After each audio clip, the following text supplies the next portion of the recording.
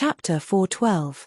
Dr. Lin looked at her and said, "I don't remember exactly which book mentioned it. You can send someone to get it. Just don't disturb the villagers there." Yi Li nodded and said, "Thank you, teacher." Dr. Lin coldly glanced at the two of them, then got up and walked into the room. Looking at his back, Mo Xiaoyao put down his teacup and said, "Li Li, there's something wrong with him." "En?" Yi Li raised her eyebrows and looked at him with a smile. Mo Xiaoyao coldly said, "You said that Tan Jiji is his adopted son, and he has feelings for Tan Jiji. But just now, he didn't even ask about Tan Jiji." Yi Li smiled and said, "He lives in this fu, how could he not know that Tan Jiji has already left?" Mo Xiaoyao shook his head, but he shouldn't have no reaction at all. Regardless of whether it was worry, disappointment, or something else, this old man acted as if Tan Jiji was completely unrelated to him. It seemed deliberate. Lowering his head to look at Yi Li, Mo Xiaoyao softly said, "I don't believe that Li Li didn't see through it." Yi Li picked up a strand of silver hair in front of his chest and softly said, "So what if he's hiding something? Who doesn't have a secret? As long as he can help your body, I don't want to make things too difficult for him. After all, he is my savior." Yi Li was very grateful towards Dr. Lin. She knew that Dr. Lin must have some secrets in his heart. He was different from Tan Jiji. Tan Jiji cared too much about his so-called treasure and often arbitrarily suspected his adoptive father who raised him since he was a child. He neglected Dr. Lin himself. But Yi Li was watching from the side, carefully observing everyone around her. Not a single expression or look from Dr. Lin could escape her eyes. No matter what secrets Dr. Lin had, as long as he didn't hurt anyone she cared about, as long as he could help Xiaoyao's body, what else did it matter? Mo Xiaoyao watched as Yi Li played with the silver hair in front of her chest. Of course, he knew that Yi Li felt guilty about this. He gently pulled away Yi Li's hand and pulled out the strand of hair. He said dotingly, "Since Miss Li said so, then we don't need to care about him." He would send someone to investigate Dr. Lin. As long as he didn't do anything he shouldn't do, he wouldn't do anything to him. When Dr. Lin came out of the house, he saw the two of them sitting under the tree and talking softly. The atmosphere around them was so warm and quiet that he couldn't bear to disturb them. Yi Li and Mo Xiaoyao were both strong cultivators. Before Dr. Lin even stepped out of the door, they had already heard his footsteps. Yi Li turned her head and looked at him. Dr. Lin threw a green porcelain bottle to her and said, "There's nothing I can do about his hair. This is for you." He didn't say what the medicine was for. After saying this, Dr. Lin didn't send them off and directly went back to his room with his hands behind his back. They both knew that a person like Mo Xiaoyao wouldn't use medicine from a stranger. Naturally, it would need to be checked by a skilled doctor. Since it was like this, it didn't matter if he didn't tell them how to use the medicine. Yi Li took the porcelain bottle and opened it to smell it. She roughly understood the use of this bottle. When she was at Dr. Lin's house, she had seen many of his precious medicines. Putting away the medicine bottle, Yi Li stood up with Mo Xiaoyao's help and planned to see Shenyang again. Although she believed that Dr. Lin wouldn't do anything to the medicine bottle, she still needed to check it. Dr. Lin also said that he wanted to see Shenyang, so she needed to talk to Mr. Shen first. When she arrived at Shenyang's little courtyard, Feng Jia and Ju Yu were also there. Yi Li wasn't familiar with Ju Yu. They had only met a few times. Although Yi Li had done Ju Yu some favors, in the end, it was the Yi family's fault. So Yi Li hadn't taken it to heart. She didn't think that Ju Yu would remember and send a letter for Duke Hua without caring about his own safety. Seeing the two come in, the three quickly stood and bowed, greetings to the prince and princess. Mo Xiaoyao waved his hand, gesturing for the three of them to dispense with the formalities. He helped Yi Li sit down on the chair before turning to sit beside her and asked, "Feng-san, what are you doing here at this time? Don't I give you enough work to do? And Ju Yu, are you unwell?" With a glance, Mo Xiaoyao could see that Ju Yu's complexion was slightly grey. He clearly wasn't well. Hearing Mo Xiaoyao's words, Feng Jia almost spat out a mouthful of blood. He stared with grief and anger at the man in front of him who had a leisurely and unashamed expression. Ever since Wang Fei had returned, The man who had spent his days and nights on official business had completely changed. He would never spend more than 4 hours on official business. After dinner, he would never enter the study. Every day, he would stay by Wang Fei's side and ask about her well-being. Not only did he not work hard, he also didn't allow Wang Fei to work. He said it was to take care of the future heir of the Prince Ding mansion, the future young master of the Mohist army. So, as a subordinate, what else could he say? But when a half-dead subordinate who worked so hard was facing his leisurely and idle master, and was questioned if he had too much free time, how could he endure it? Yi Li glared helplessly at Mo Xiaoyao. She looked with a smile at Ju Yu and asked, "Is official Ju unwell?" Ju Yu stood and respectfully said, "This one is no longer working in court. Wang Fei can call me Ju Yu. I just caught a cold, thank you for your concern, Prince Wang Fei." Feng Zhiao twisted his mouth and said, "What do you mean by caught a cold? This person is almost as hardworking as third brother. Tian Tian only sleeps when it's almost midnight. When I went over, he had fainted. I say, Prince, are you in a good mood now? If you're not in a bad mood, why don't you arrange for the appointments of the officials in the northwest?" Exposed by Feng Zhiao, Ju Yu lowered his head in embarrassment. Mo Xiaoyao leaned back in his chair and said lazily, "Appointments of officials? You didn't do anything?" Feng Zhiao gritted his teeth.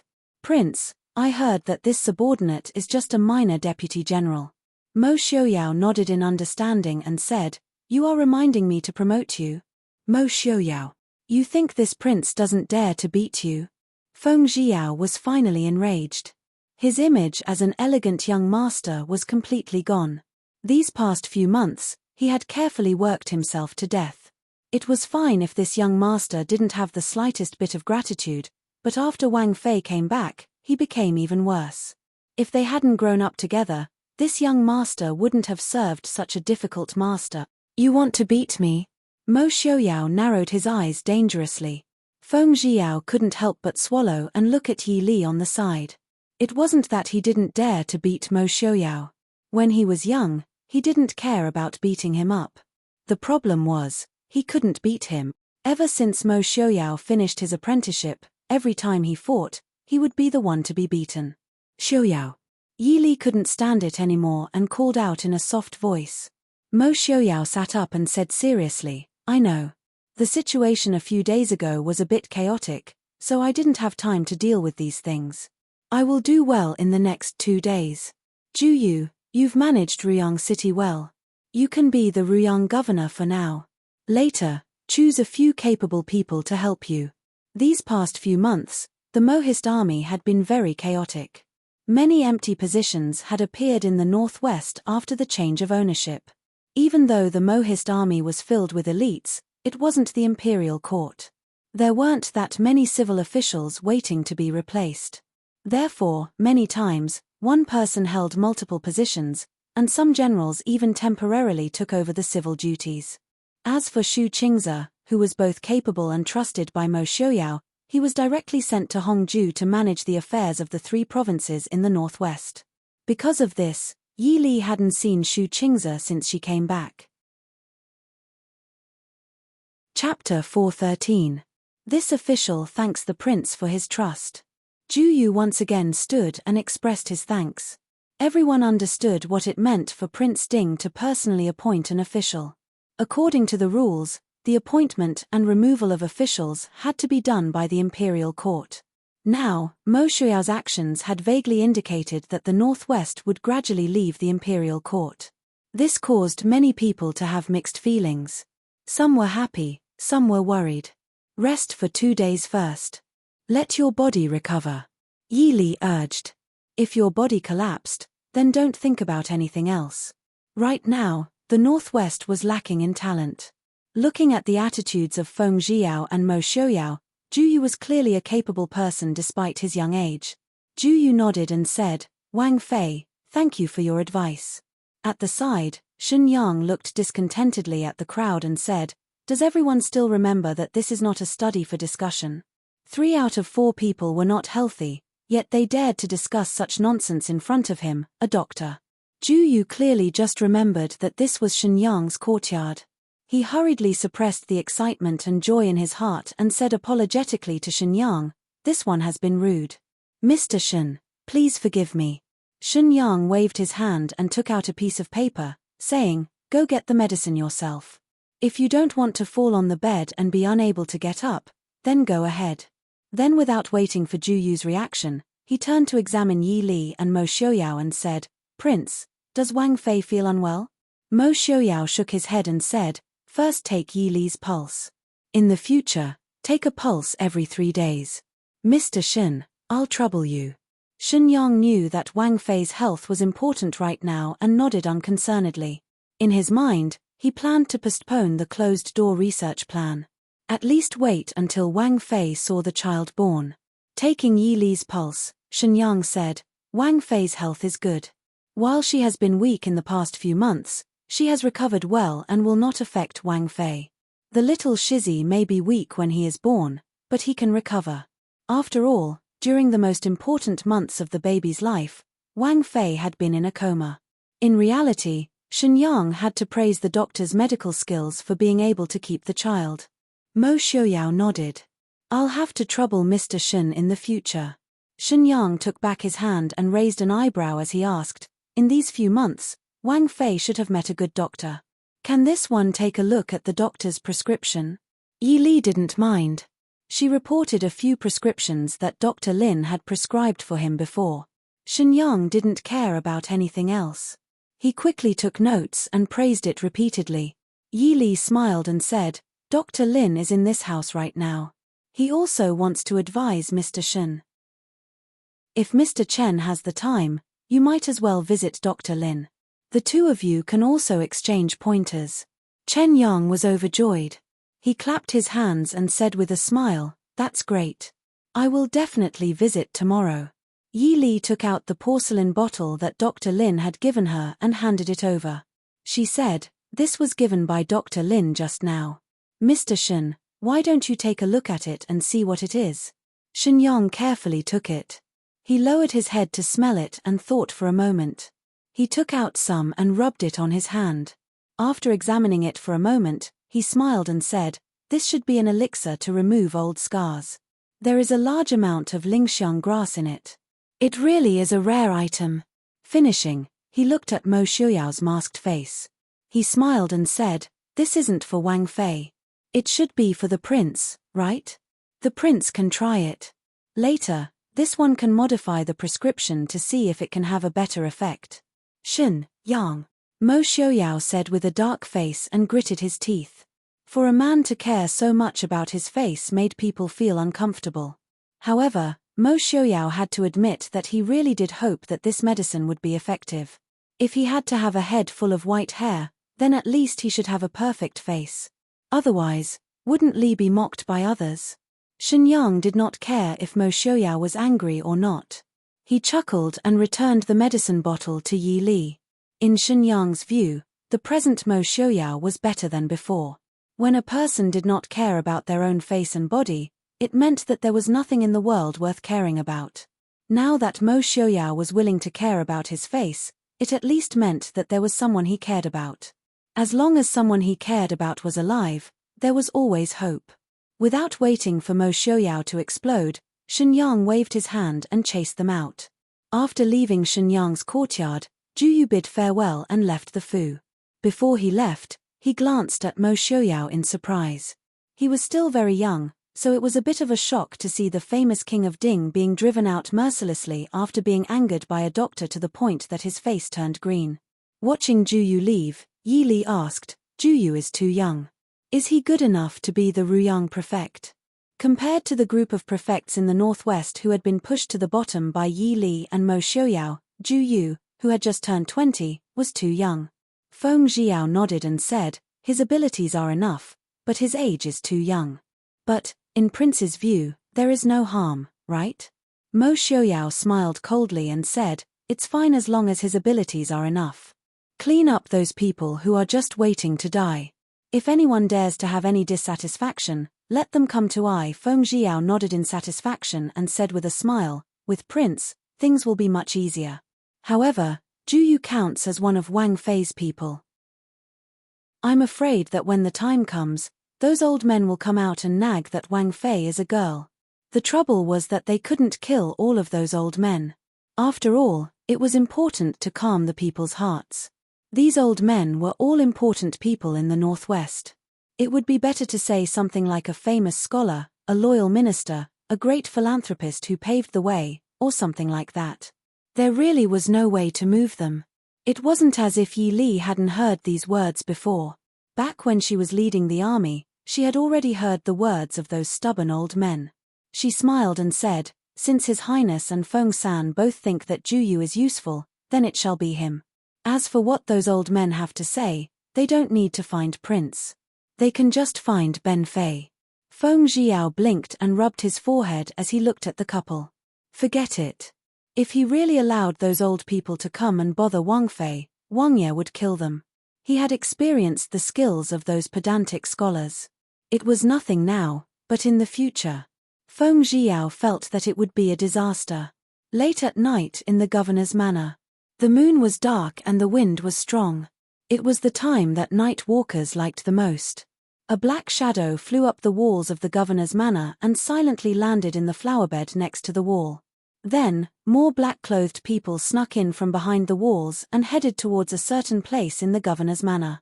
In a pavilion not far away, several pairs of eyes saw the black-clothed people through the half-open window. In the pavilion, Mo Xiaoyao sat lazily on a soft couch under the faint candlelight, looking down at the night sky. Beside him, Feng Jiao, Han Mingxi, Qin Feng, Zhuo Jing, Mo Hua, and the others sat or stood, leisurely admiring the black-clothed people's actions. Han Mingyu leaned against the window. Her face was pale and tired, but her gaze did not move at all. She stared intently at the black-clothed people below. Feng Jiao fiddled with the exquisite desserts on the table beside him and asked in confusion, "Are these people really stupid or pretending to be stupid?" Prince Ding's place was so easy for them to break in, but they didn't suspect anything. If Mo Jingqi or Lei Zhenting's place was so easy for them to break in, the first thing they would do would be to suspect something was amiss. They wouldn't go in so boldly. Qin Feng hugged his sword in front of him and snorted. "I'm afraid these people are just cannon fodder sent to test the waters. The other party must know how strict Prince Ding's manor's security is before they take action." Mo Hua nodded in agreement with Qin Feng's words. Based on the standard of an ordinary assassin, these people were too weak. "Is it Tan Jiji?" Chapter 414. Zhuo Jing said in a low voice, "We just left the Northwest and he can't wait." Han Mingxi lowered his eyebrows and laughed. "That proves that he really can't wait to take Su Zuidi's life. It looks like Miss Su really is hiding some important secret. Qin Feng, can you do it or not? Su Zuidi has been in your hands for several months." Qin Feng's face couldn't help but darken at the mention of this matter. He glanced at Han Mingyu, who was standing at the side with her back straight, and complained, "This woman is really a bit difficult to deal with. After several months of torment, she's pretty much spilled everything except for Tan Jiji." "Spilled everything?" Han Mingxi sneered, making it clear that he didn't believe it. A group of people who claimed to be professional interrogators couldn't even deal with a useless woman after several months. How could they have the nerve to say that she spilled everything? Qin Feng glared at him angrily and said, "That's right, including how many men she slept with." After saying this, Qin Feng felt that he had said something wrong. This Su Zuidi was once the prince's fiancée, but from the information obtained from the interrogation, she didn't seem to be the one who accepted the gift. Wouldn't this make the prince's face look bad? He carefully glanced at Mo Xiaoyao, but found that Mo Xiaoyao was leaning against the soft couch with his forehead propped up in a daze. There was even a faint smile on his face, and he didn't look angry. Qin Feng could only pray that perhaps the prince didn't hear what he said. Just as he was thinking, Mo Xiaoyao had already sat up, his long white hair casually draped over his body. Compared to his previous calm and indifference, there was a bit more coldness and alienation. Glancing at Qin Feng, Mo Xiaoyao said lightly, "Don't worry, don't kill her before you get the information out. Of course, if you have other channels to get the information, you don't have to report it to me and the princess." What he meant was that he only wanted Su Zuidi's secret. As for Su Zuidi's life and death, It was up to Qin Feng to decide. Qin Feng couldn't help but shrink his neck. Did Prince really hear what he said?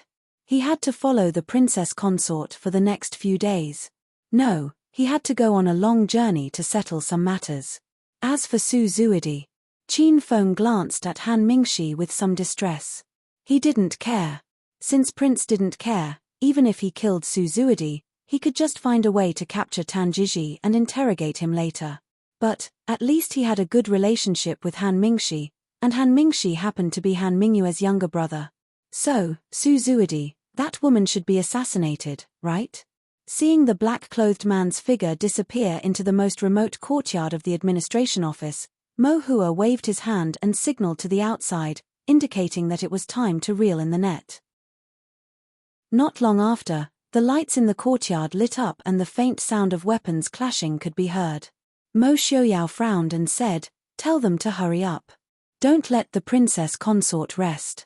Prince Mo Hua said, "Don't worry, Prince, the sound won't reach the princess consort's courtyard."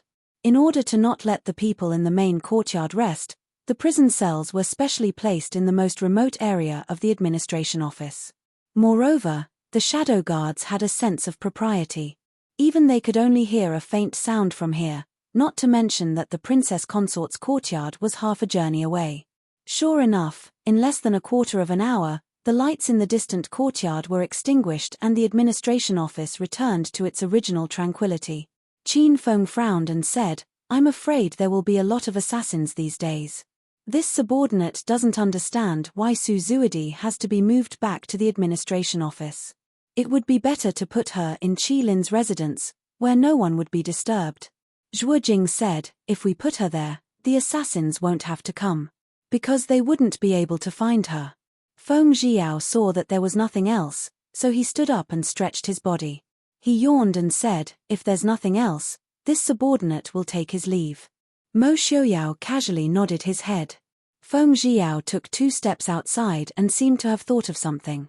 He turned around and said, "That's right, Your Highness, according to the pace, Shu Qingze should be arriving tomorrow. I heard that there are 2 other young masters of the Shu family with him." Mo Xiaoyao's face darkened and he glanced coldly at Feng Zhiao. He asked, "Why didn't I hear you say this before?" There was a gloating smile in Feng Zhiao's eyes. He shrugged his shoulders and said, This subordinate only received the news when I was having dinner. At that time, the prince was accompanying the princess consort for dinner. This subordinate didn't dare to disturb them." Mo Xiaoyao huffed softly and said, "Go make the arrangements. There's no place to stay in the Fu. Go to the city and find a residence for them to stay in." Feng Zhiao shook his head. "Prince, I'm afraid that won't do. Second young Master Shu's residence is still empty. If the princess consort asks why the 3 young masters of the Shu family are living outside the Fu, how should this subordinate answer?" These days, Mo Xiaoyao wanted to chase out everyone who was living in the governor's Fu. The first to bear the brunt of his anger were Feng Zhiao, Zhuo Jing, Lin Han, and Wei Lin, who often appeared in front of Yi Li. But the 3 of them were the princess consort's personal assistants and were originally supposed to live in the Fu. So Feng Zhiao alone bore all of Mo Xiaoyao's anger. But Feng Zhiao suddenly experienced the joy of living with everyone and refused to move out of the Fu to live in an independent residence. So every day, under Mo Xiaoyao's ravaging, he happily busied himself with work. Now that he had the chance to make trouble for Mo Xiaoyao, Feng Zhiao naturally spared no effort. "Feng-san." Mo Xiaoyao's expression was dark as he softly said, "Get lost." Feng Zhiao shrugged and didn't care at all about Mo Xiaoyao's words. People who were in a bad mood had a reason to vent. Feng Zhiao raised his hands and smiled. "This subordinate will leave. This subordinate will properly arrange a residence for the 3 young masters of the Shu family. Especially 5th young master Shu. I heard that he plans to stay in Ruyang to accompany the princess consort. 5th young master Shu is still young and can accompany the princess consort so that she won't be bored. Prince, don't you think so? It's fine if you don't want to work, but you don't want the princess consort to do it." As far as he knew, 5th young master Shu wasn't easy to deal with. "When the time comes, you'll be depressed to death. Feng-san." Mo Xiaoyao suddenly smiled. He looked at Feng Jiao and said, "Now that you've reminded me, I remember. This Fu is indeed lacking a chief steward. Uncle Mo just happens to need to take care of the various properties. How about you be the chief steward of this Fu in the future?" Feng Jiao's expression froze and he hurriedly retreated in defeat. The distinguished and accomplished third young master Feng was going to become the chief steward of the Wang Fu? Compared to the various chief stewards of the various manors in the world, Feng Jiao instantly felt that his image as a peerless and elegant young master had collapsed. The other people also left. Only the two brothers, Han Mingxi and Han Mingyu, remained. The pavilion was silent. Mo Xiaoyao raised his hand and poured himself a cup of wine. He held it in his hand and absent-mindedly sipped. As he pondered what Feng Jiao had just said, he wasn't in the mood to speak. Xu Qingze was in Hongju, Xu Qingyang was in Yunju, and Xu Qingfeng was in the Guanay barracks. How did the three of them get together? Most importantly, why did the three of them come to Ruyang instead of staying put? Right now, Mo Xiaoyao didn't want anyone related to Yi Li to appear in the Fu and draw away Li Li's attention. But the three of them deserved to die. It was obvious that Li Li was very important. As he was lost in thought, a gloomy coldness unconsciously spread out. The atmosphere in the originally cold room became even more solemn and gloomy. Chapter 4:15. Xiaoyao. After hesitating for a moment, Han Mingyu still opened his mouth. Mo Xiaoyao looked up at him, his eyes filled with obvious impatience.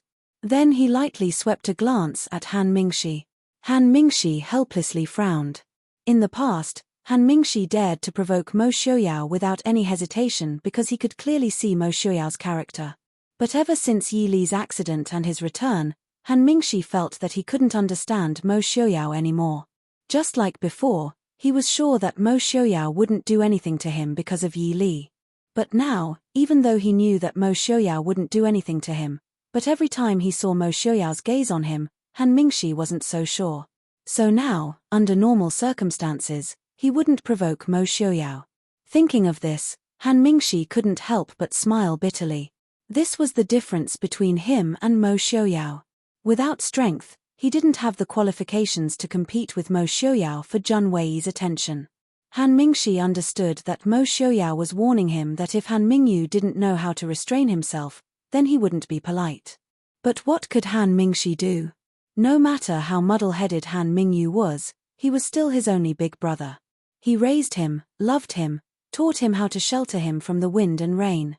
No matter how much he couldn't understand why his talented big brother would be so dead set on abandoning everything for a woman who wasn't worth it, no matter how angry he was at Han Mingyu for abandoning his family and himself, when Han Mingyu was in danger, he still had to beg Yi Li.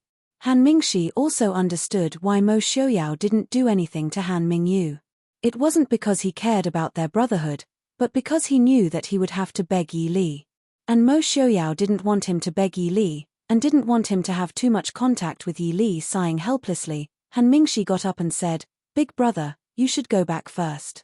I still have things to discuss with Prince." Han Mingyu frowned. Looking at his brother's tired appearance, he couldn't bear to pester him and make things difficult for him.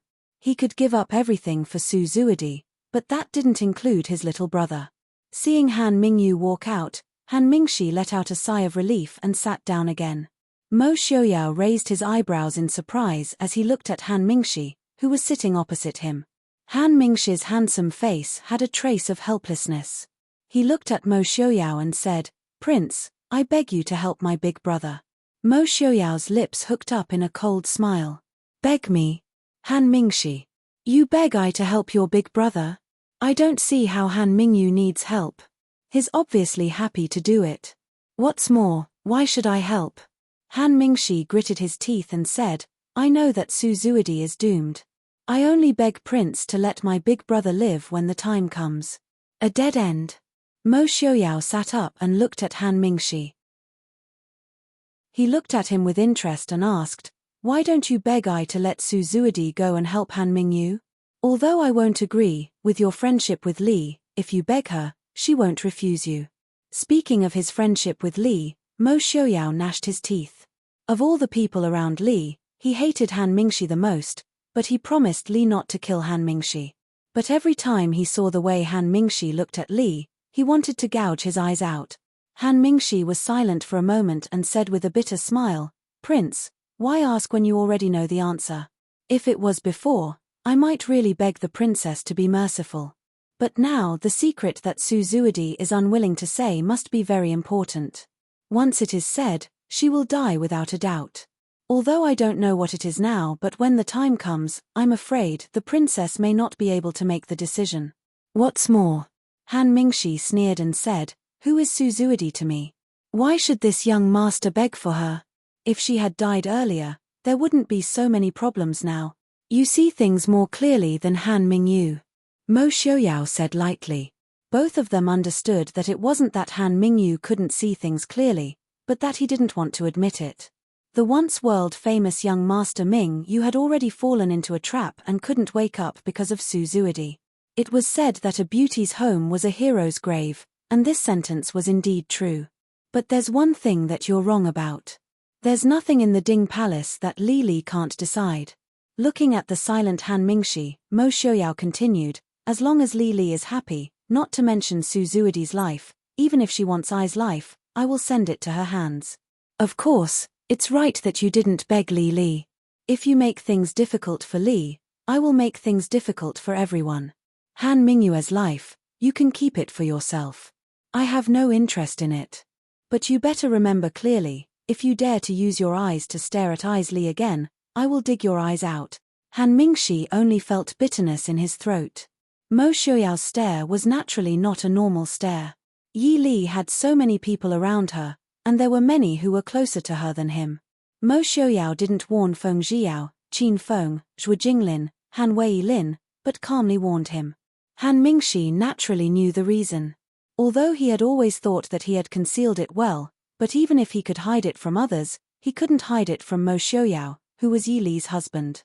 Raising his head and looking at Mo Xiaoyao, Han Mingxi sneered, "Prince must also know that Prince is a rare woman. Could it be that Prince can block the eyes of the world? Or does Prince want to hide Jun Wei in a boudoir and not let anyone see her?" Mo Xiaoyao's eyes turned cold, and his smile became even colder. "I naturally won't hide Li in a boudoir. No matter where Ai is, Li will definitely be by Ai's side.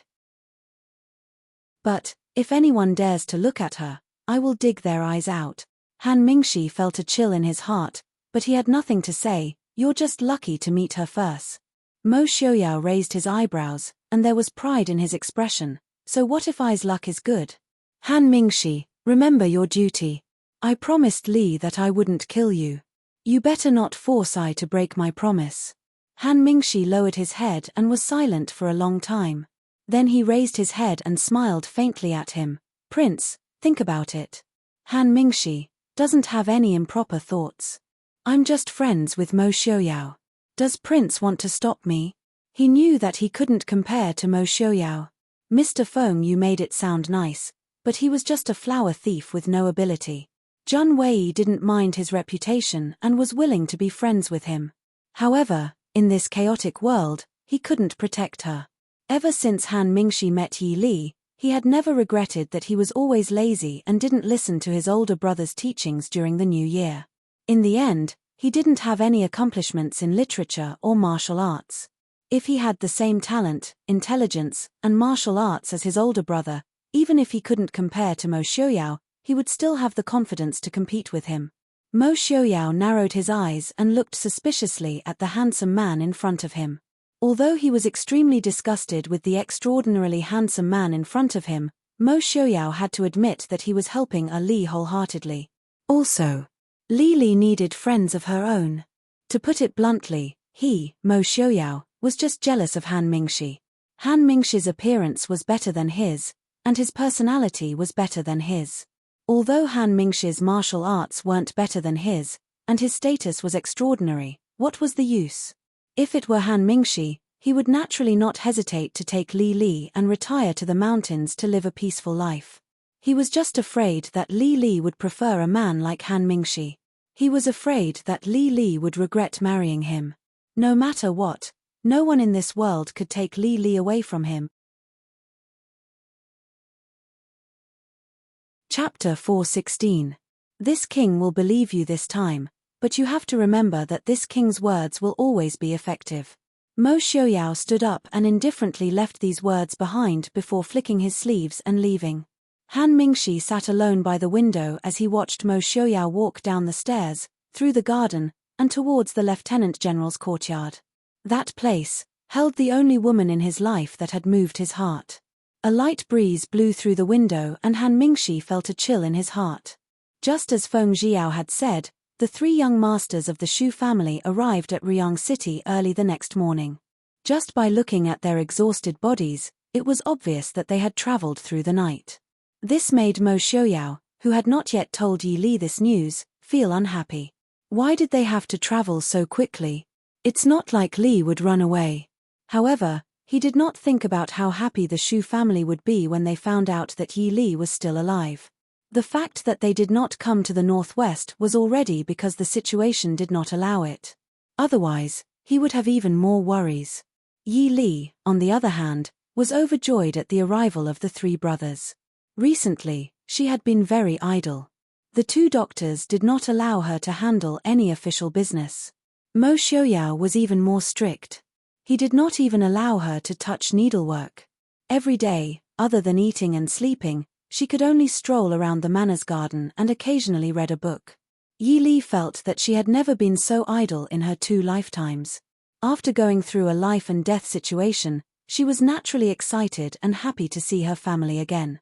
Second brother, third brother, fifth brother, you guys, older sister Li. The youngest, Shu Qingyang, was unable to contain his joy. As usual, he went up to Yi Li to talk. Mo Xiaoyao, who was standing to the side, raised his hand to separate the two. He smiled faintly and said, "Fifth brother, Li is pregnant now. You must be careful." Huh. It was only now that Shu Qingyang realized that his cousin was no longer as light and slender as she used to be. Her body was still not round, and her belly was still bulging. Shu Qingyang couldn't help but stare at Yi Li pitifully. He even ignored the strange way Mo Xiaoyao had addressed him. Shu Qingze, who was sitting at the side, raised his eyebrows and looked at Mo Xiaoyao calmly. Yi Li patted Shu Qingyang with a smile and said, "Long time no see, fifth brother has grown a lot taller. Sit down and talk." Seeing Yi Li being helped to the head seat by Mo Xiaoyao, Shu Qingyang blinked unwillingly. He looked at Yi Li and could only sit down next to Shu Qingfeng. He was the youngest in the Shu family. Everyone else, including Shu Qingbai, was older than Yi Li by half a year. He was the only one who was Yi Li's younger brother. The age difference between the two wasn't that big. They grew up together. Unlike the other brothers who protected Yi Li, Shu Qingyang was the one who was protected by Yi Li. He never treated Yi Li as his cousin. He only thought of her as his biological sister. When the Shu family moved out of Beijing, they cried endlessly because Yi Li couldn't go with them. They almost stayed in Beijing as well. Although Shu Qingbai was young, he didn't miss Mo Xiaoyao's possessiveness. His dissatisfaction with Mo Xiaoyao grew exponentially. This fellow caused Sister Li to do so much for him and almost lost her life. What was the meaning of this? He actually dared to guard against this young master? The revenge of a young man was terrifying. Shu Qingyang decided on the spot that if Mo Xiaoyao didn't let him pester Sister Li, then he would pester Sister Li. Mo Xiaoyao obviously noticed Shu Qingyang's provocative gaze. His phoenix eyes slightly darkened as he coldly glanced at Shu Qingyang. His eyes were full of threat. Who was Shu Qingyang? How could he be frightened by a mere glance? He raised his eyebrows and grinned at Mo Xiaoyao. While the two of them were fighting fiercely, Yi Li and Shu Qingfeng were chatting happily. Yi Li looked at Shu Qingfeng, who seemed to have calmed down a lot after not seeing him for a long time. She asked curiously, "Second brother, third brother, and fifth brother, why are they together?" Shu Qingfeng laughed and said, "I was originally in the northwest." Little Wu, on the other hand, ran to the northwest overnight when she heard that something happened to you. However, she got lost and went to the south. I happened to find her, so I brought her with me to the northwest. What Shu Qingfeng didn't say was that he had brought Shu Qingyang and Shu Qingyang around Hong province for a month or two, hoping to find Yi Li by chance. In the end, They met Shu Qingze, who had gone to Hong Province to take up a post. Only then did the three brothers get together. However, Shu Qingfeng and Shu Qingyan's whereabouts weren't suitable for outsiders to know, so Shu Qingze didn't even mention it to Mo Xiaoyao.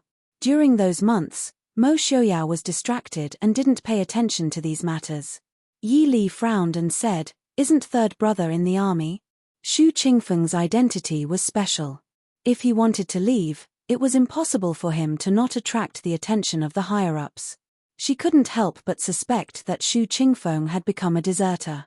Shu Qingfeng waved his hand and said with a smile, "The emperor doesn't really want our Shu family to produce another general. I only said that little Five had run away from home and I wanted to go find him, and it was approved in a few days." Yi Li felt a bit apologetic. She knew that Shu Qingfeng had been ostracized quite a bit in the army. This wasn't just because he was the son of the Shu family, but also because he was Princess Ding's older cousin. "How are grandfather and uncle? Where are big brother and fourth brother?" Yi Li asked anxiously. The Shadow Guard had also sent back this information, but it wasn't as reassuring as hearing it from her own family. Shu Qingze calmly said, "The Southwest is currently at war. Old Fourth has been summoned back to the capital. Eldest uncle wants him and father to resign and live in seclusion. However, the emperor might not agree. Grandfather and father are fine, but big brother." Shu Qingze frowned and said, "Big brother only sent a message saying that he's in the south, but we don't know where he is or what he's doing. Young Master Qingchen's whereabouts were unknown.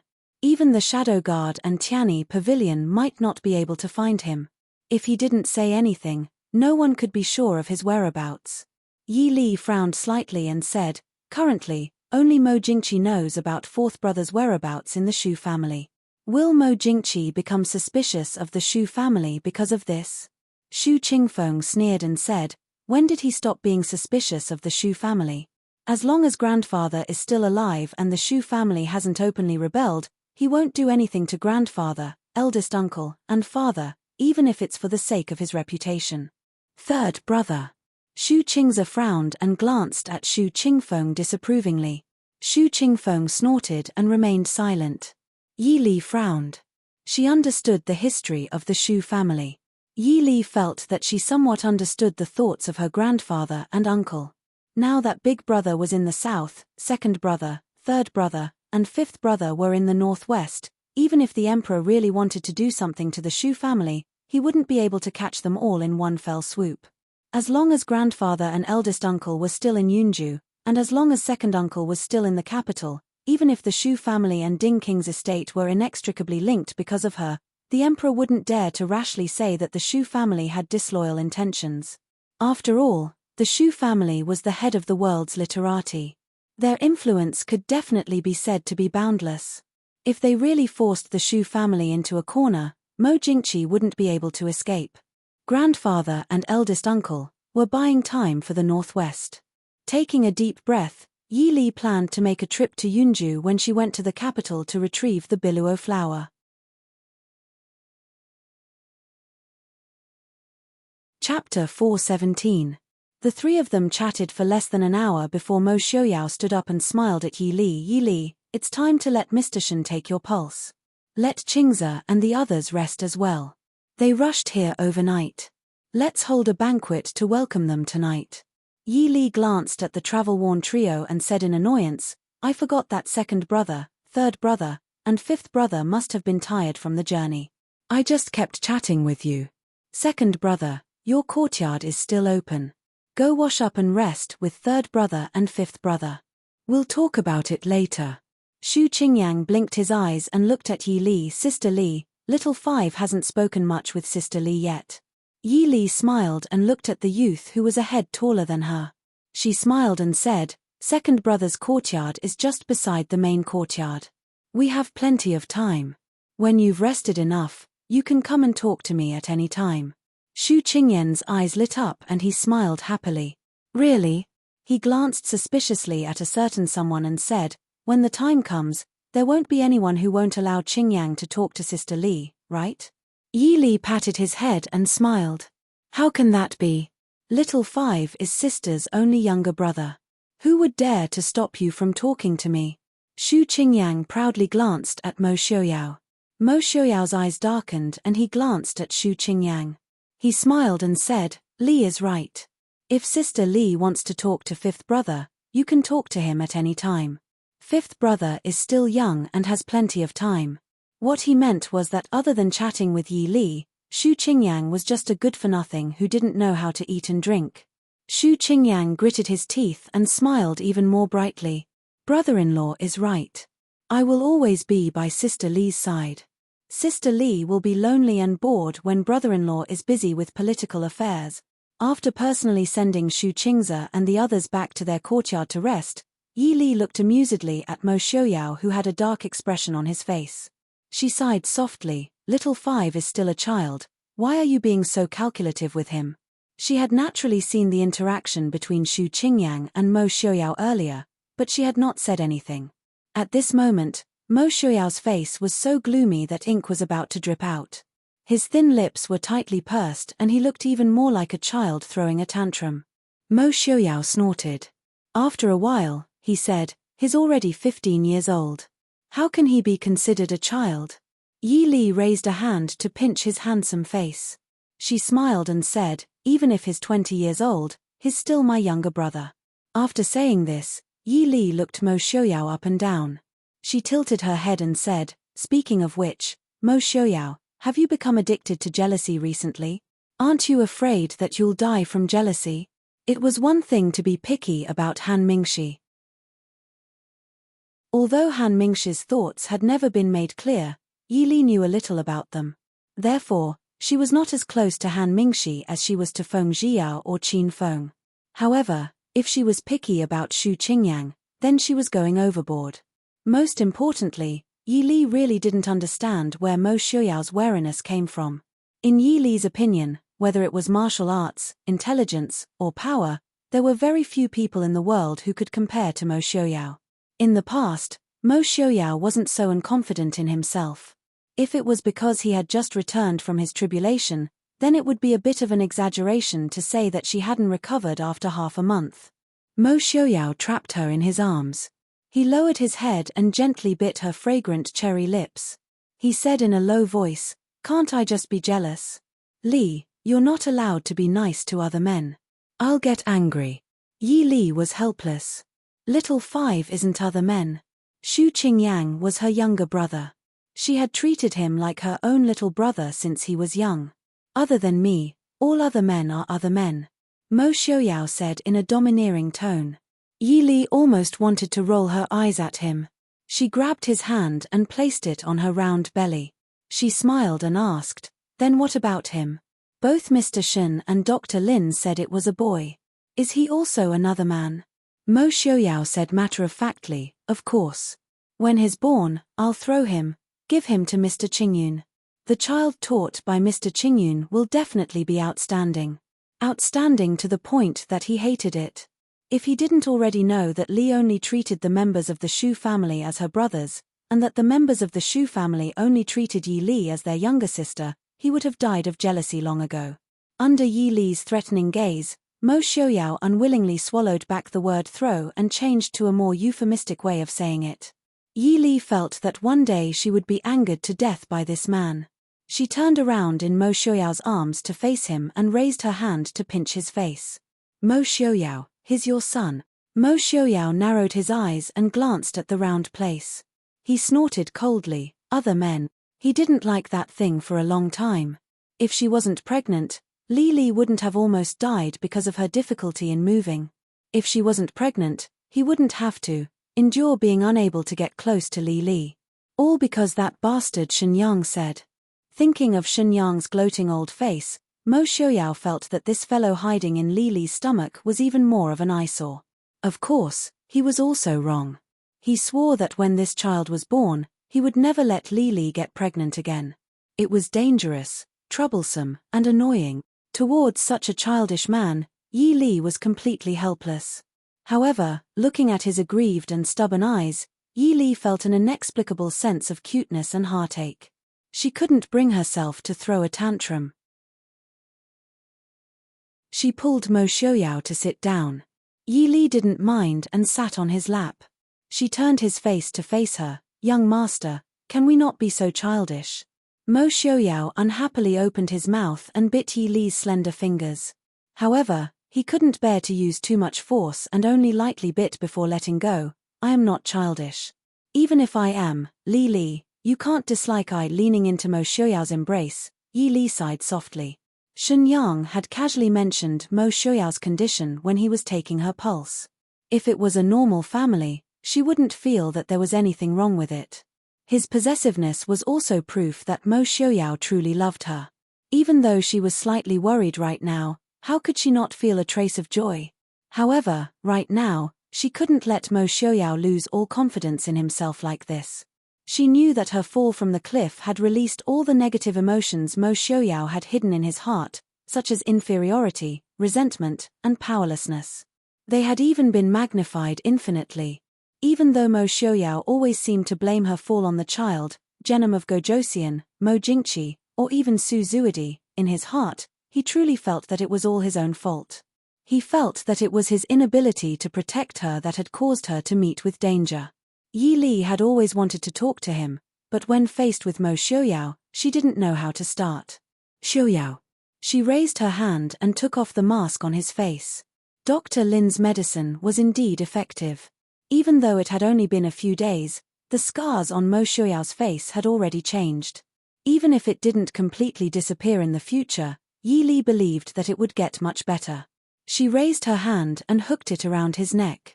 Yi Li gently kissed the scar on the left side of his face. Mo Xiaoyao was startled. He hugged Yi Li as if he couldn't react for a moment.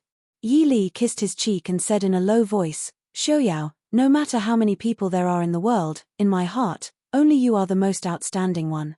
Do you understand?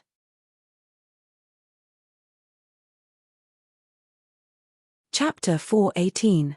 Mo Xiaoyao's long eyelashes fluttered as he looked up at the beautiful woman with a sweet smile in front of him. His wife, the one and only woman he loved the most in this life. She said that in her heart, he was the only one who was the most outstanding. Those gentle words made his heart fill with boundless joy, even more so than when his father praised him when he was young. At the same time, it also made his heart fill with even more guilt and resentment. Why couldn't I have met you at the best time of my life? Xiaoyao, in this world, there are many handsome, talented, and powerful men in this world. But I met you. I didn't meet the young master of the Prince Ding mansion, but you, the prince of the country, Mo Xiaoyao. Do you understand? Xiaoyao, if I met you 10 years ago, I definitely wouldn't have loved you. Yi Li softly muttered. 10 years ago, Mo Xiaoyao was too young, so young that she, who had experienced 2 lives, felt that he was too young. At that time, that pitilessly beautiful and radiant youth was an existence that Yi Li would have avoided like the plague. And at that time, Mo Xiaoyao also wouldn't have taken a fancy to a nameless daughter of the minister's mansion. It wasn't that the young Mo Xiaoyao judged people based on appearance, but at that age, Mo Xiaoyao probably didn't put any woman in his eyes. So even the world's #1 beauty like Su Zuidi was only a betrayed ex-fiancé in Mo Xiaoyao's heart. There was no love, so there was no hate. If it wasn't for these 10 years of experience, Yi Li wouldn't have taken a fancy to Mo Xiaoyao, and Mo Xiaoyao wouldn't have fallen in love with Yi Li. They had met each other at their worst times, but Yi Li still felt that they had met the right person at the right time. Then, does Li Li love me now? Mo Xiaoyao asked in a low voice, his gaze unwaveringly looking at the beautiful face in front of him.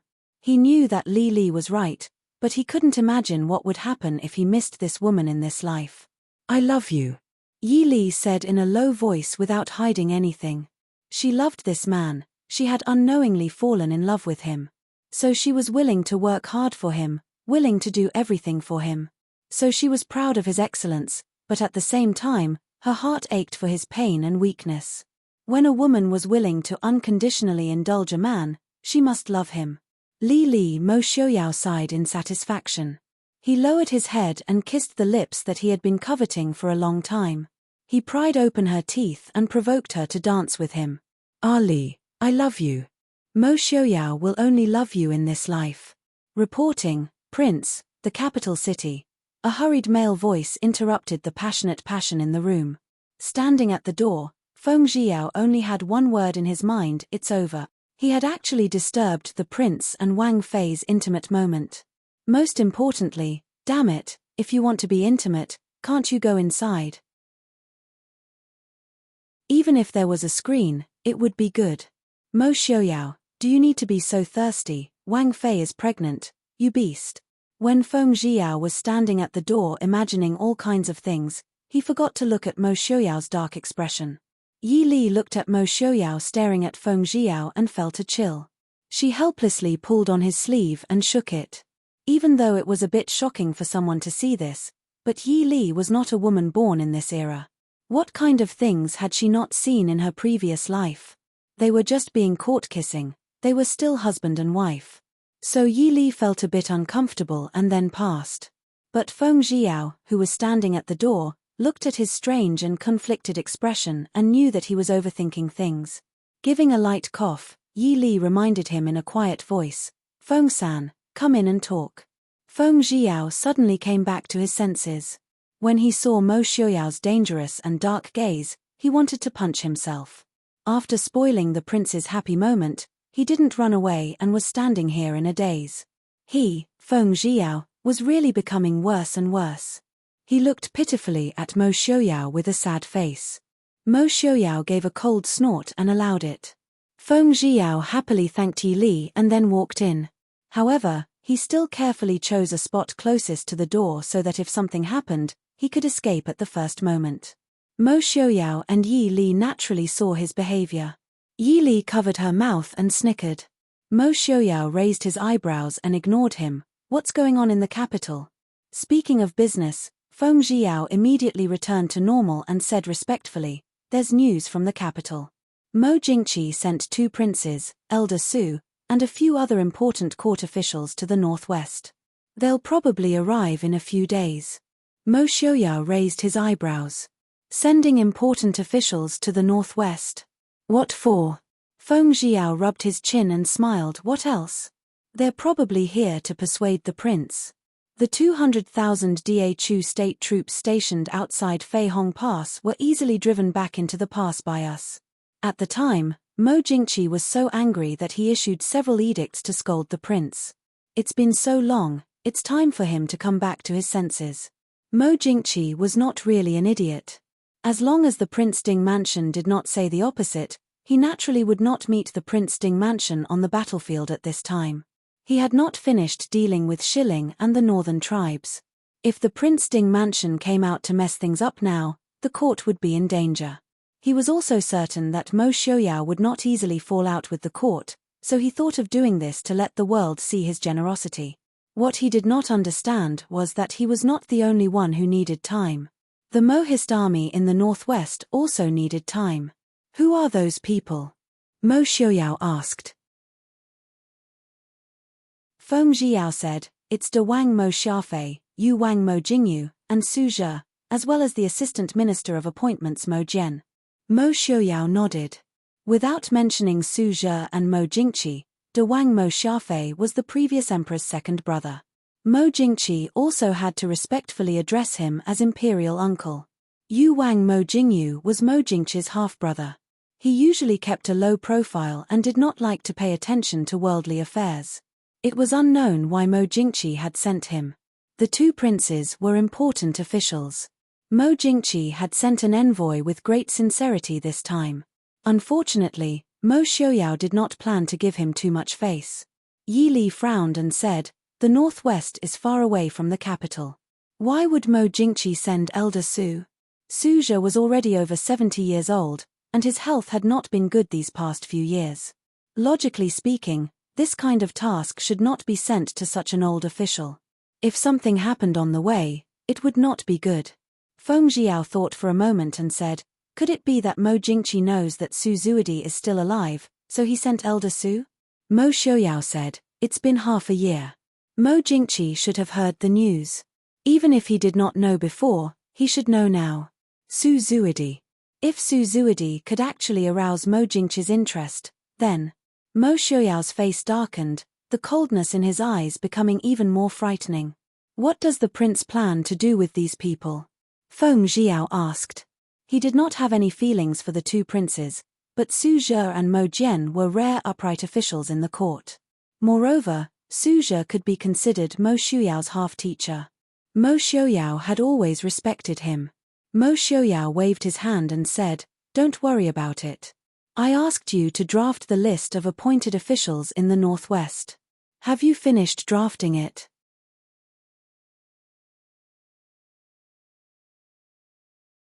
Chapter 419.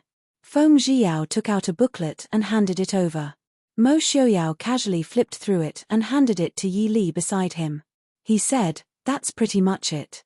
The news should be announced after Mo Jingqi's people arrive. Previously, you said that the people of the city wanted to hold a lantern festival to pray for Wang Fei and Shizi. Set it on the same day. When the time comes, the officials of the city will celebrate with the people. It can also be considered welcoming the emissary from the court. Also, has the new fu been built? It's not a good idea for us to always occupy the governor's fu. When the new governor takes office, we can't let him work in a civilian residence, right?" Feng Jiao agreed. Mo Xiuyao's actions were clearly provoking the emissary sent by Mo Jingqi, but he liked it. He smiled as he said, "The fu has been prepared long ago. It was originally the fu of the richest man in Ruyang City. That person fled to the pass with the garrison. This subordinate ordered people to reconstruct the two courtyards on the left and right side of the fu. Although it is not as grand as the Wang Fu in Jing City, it is still barely livable. That fu is now in the southeast of the city center. However, according to the new plan of Ruyang City, after the reconstruction, the fu will be in the center of Ruyang City." Naturally, there were people who had already taken care of these trivial matters. However, the prince was in a bad mood and did not mention moving, so the subordinates did not dare to say anything. This led to the present situation. The officials who were temporarily in charge of the affairs of the city still worked in the yamen in front of the governor's fu. However, after they finished their work, they had to take all the documents back to their temporary residence. It was fine during normal times, but if it was winter or rainy, it was very troublesome to run back and forth. "Very good." Mo Xiuyao nodded in satisfaction and said, "Have people quickly tidy up the place." Feng Jiao said with a smile, "It has been prepared long ago. Prince and Wang Fei can move in at any time. However, please have Prince inscribe the words on the board of the fu." Originally, this matter did not need to be too difficult, but now that Mo Xiuyao's title had been taken by Mo Jingqi, no one could decide what words to inscribe on the new fu. Therefore, it was better to ask Prince to do the questions himself. Mo Xiuyao didn't care at all. He said calmly, "Let's go with the Prince Ding mansion." Feng Jiao stared blankly for a moment. It wasn't the imperial residence in the capital, but the three simple words Prince Ding mansion. Seeing Mo Xiuyao's nonchalant attitude, it was clear that he did not care about the fact that Mo Jingqi had stolen his title. He could not help but smile and said, "This subordinate obeys." Because of Yi Li's return, although there was no big movement in Ruyang City, everyone could feel that something was different. The common people in the city busied themselves with their lives. The soldiers stationed in the city seemed to have shaken off their previous gloominess like their masters. They appeared to be full of vitality. The entire city was thriving. Yi Li's courtyard was still unusually quiet and comfortable. The second day after Shu Qingze returned to the city, he had been caught by Feng Jiao to work. Shu Qingfeng and Shu Qingyang did not have anything to do. Every day, Shu Qingyang would drag Shu Qingfeng to Yi Li's courtyard. If they were not chatting, they were playing chess. Their days were leisurely and comfortable. Every time Mo Xiuyao saw this, he wanted to kick him out of Ruyang City. However, with Yi Li's words of love that day, Mo Xiuyao's mood clearly improved greatly. However, every time he saw Shu Qingyang, he couldn't help but frown. On the chessboard, the black and white pieces were fighting fiercely. Somewhere outside the courtyard, there was also an endless battle going on. Shu Qingyang gripped a piece and said with a frown, "Li Jiejie, is this fu really suitable for nurturing a fetus? They come here every few days. After living here for a few days, Xu Qingyang was already used to the occasional assassination attempts in the Fu. Anyone who saw this every day would get used to it. Xu Qingyang could only admire the patience of these assassins. They fought and lost, but they kept fighting. It was just too annoying. Yi Li leisurely took a sip of the white fungus soup that a servant girl beside her had delivered. She smiled faintly and said, "No matter. This Fu is just too boring. It's good to be lively once in a while." Xu Qingyang deeply agreed. Mo Xiaoyao was afraid that other people would disturb Yi Li's rest. Other than Qin Feng, Zhuo Jing, and Shen Yang and Dr. Lin who treated Yi Li, normal people in the Fu could not get close to Wang Fei's courtyard. If something happened in the Fu, it was directly reported to Mo Xiaoyao. No one dared to use these trivial matters to bother Yi Li. This was originally with good intentions, but this way, Yi Li was bored. She snorted softly and said, "Prince Ding is really petty. What's wrong with Li Jejie going out for a walk? It's as if he's afraid that other people will take a second look. Li Jejie is so outstanding that everyone in the world admires her." Speaking of this, Xu Qingyang couldn't help but feel proud. There were many beautiful women in the world, but whose sister could lead tens of thousands of soldiers to fight against a strong enemy? Only his, Xu Qingyan's, sister. In the future, he would definitely marry a woman as strong as Li Jejie. Yi Li raised a hand and knocked Xu Qingyang on the head.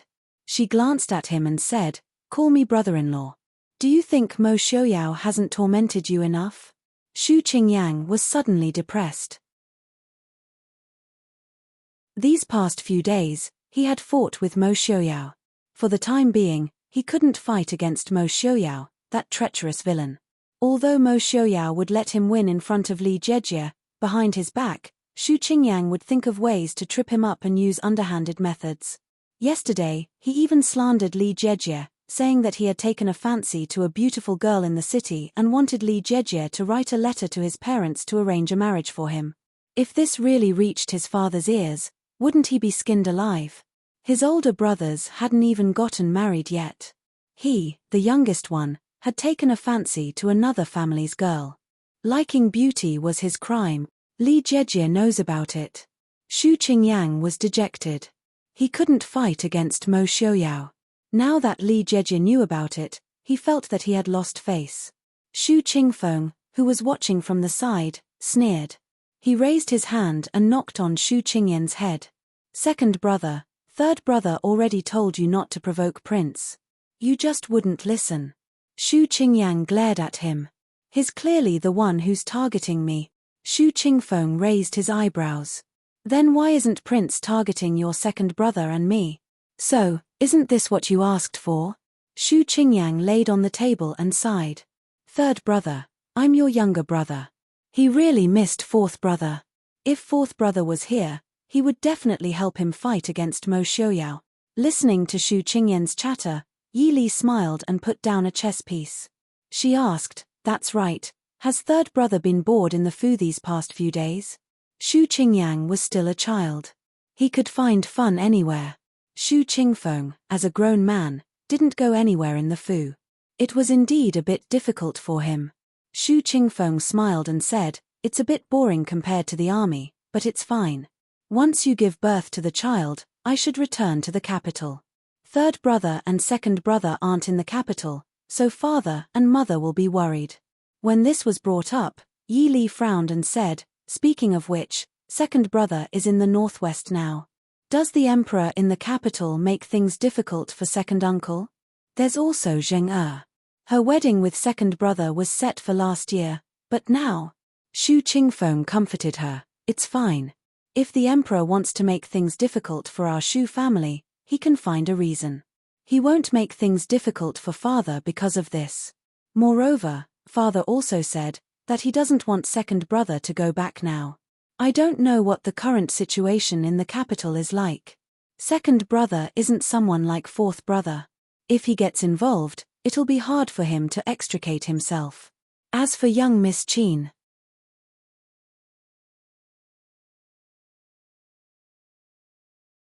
Chapter 420. Xu Qingfeng helplessly scratched his head.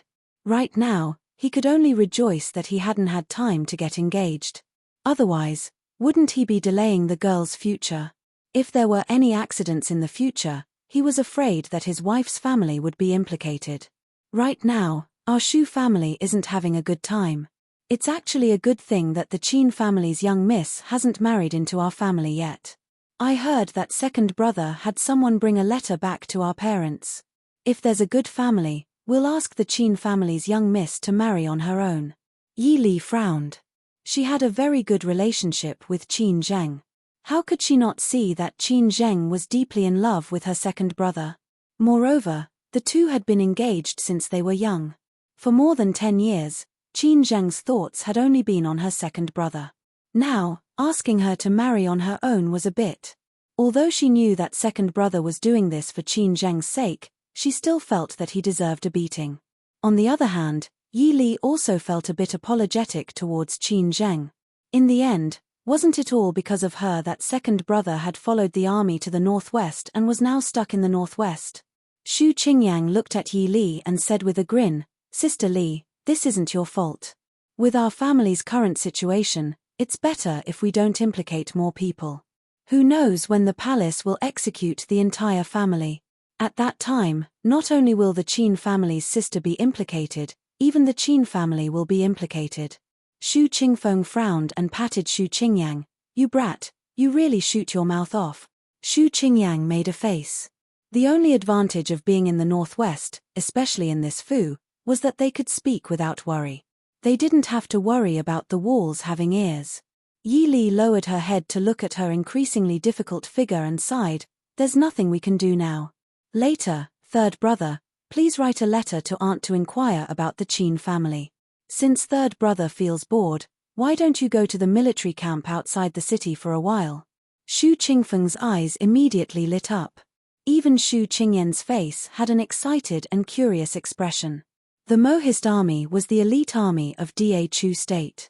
Xu Qingfeng had naturally admired it for a long time. However, due to her special status, it wasn't appropriate for her to go to the military camp to prevent outsiders from gossiping about Yi Li. Hesitantly, he asked, "Isn't this against the rules?" Yi Li smiled faintly. "What's there to worry about? It's not like we're asking third brother to lead an army to war." Xu Qingfeng nodded and said with a smile, "Li is right. If I can join the Mohist army, I don't mind being a pawn. I don't think others know who I am." When Qin Feng heard this, he looked at Xu Qingfeng and said with a smile, "If third young master Xu is willing to suffer, you might as well come to my place." After all, there were many people in the Mohist army camp, and Qi Lin was directly under the princess consort, so it was naturally more convenient. Xu Qingyang blinked. "Big brother Qin, can I go?" Qin Feng looked at him and shook his head, saying, "Fifth young master probably won't last a day." Xu Qingyang wasn't convinced. He glared and said, "Why can third brother but I can't? You look down on my young age, but I'll do it for you." Qin Feng shook his head and said with a smile, "It's not that I look down on your young age. Right now, I have two people even younger than fifth young master. However, fifth young master has been pampered since childhood and doesn't practice martial arts. That's why I said fifth young master can't stand it." Yi Li smiled and looked at Qin Feng, saying, "Can third brother go to your place?" Qin Feng said, "But Wang Fei only needs to say one word. Third young master can go at any time." Yi Li waved her hand and said, "The prince and I have handed Qi Lin to you, so you have the final say." Although Qin Feng didn't show it on his face, in his heart, he was very grateful for Yi Li's trust. He looked at Xu Qingfeng and said, "In that case, third young master should report outside the city tomorrow morning. But I'll say this first. When the time comes, I won't be merciful. If third young master can't stand it, I'll have to send you back." Xu Qingfeng had also heard of Qi Lin's mysteriousness and fame. He was also eager to give it a try. He laughed loudly and said, "In that case, Commander Qin doesn't need to call me third young master. You can call me by my name." After saying this, Yi Li asked, "Why are you here at this time?" Qin Feng nodded and handed over a sealed file, saying, "Although the prince doesn't want to disturb Wang Fei's rest, this subordinate still wants Wang Fei to take a look. This is the training plan for next month. I hope Wang Fei can give me some pointers."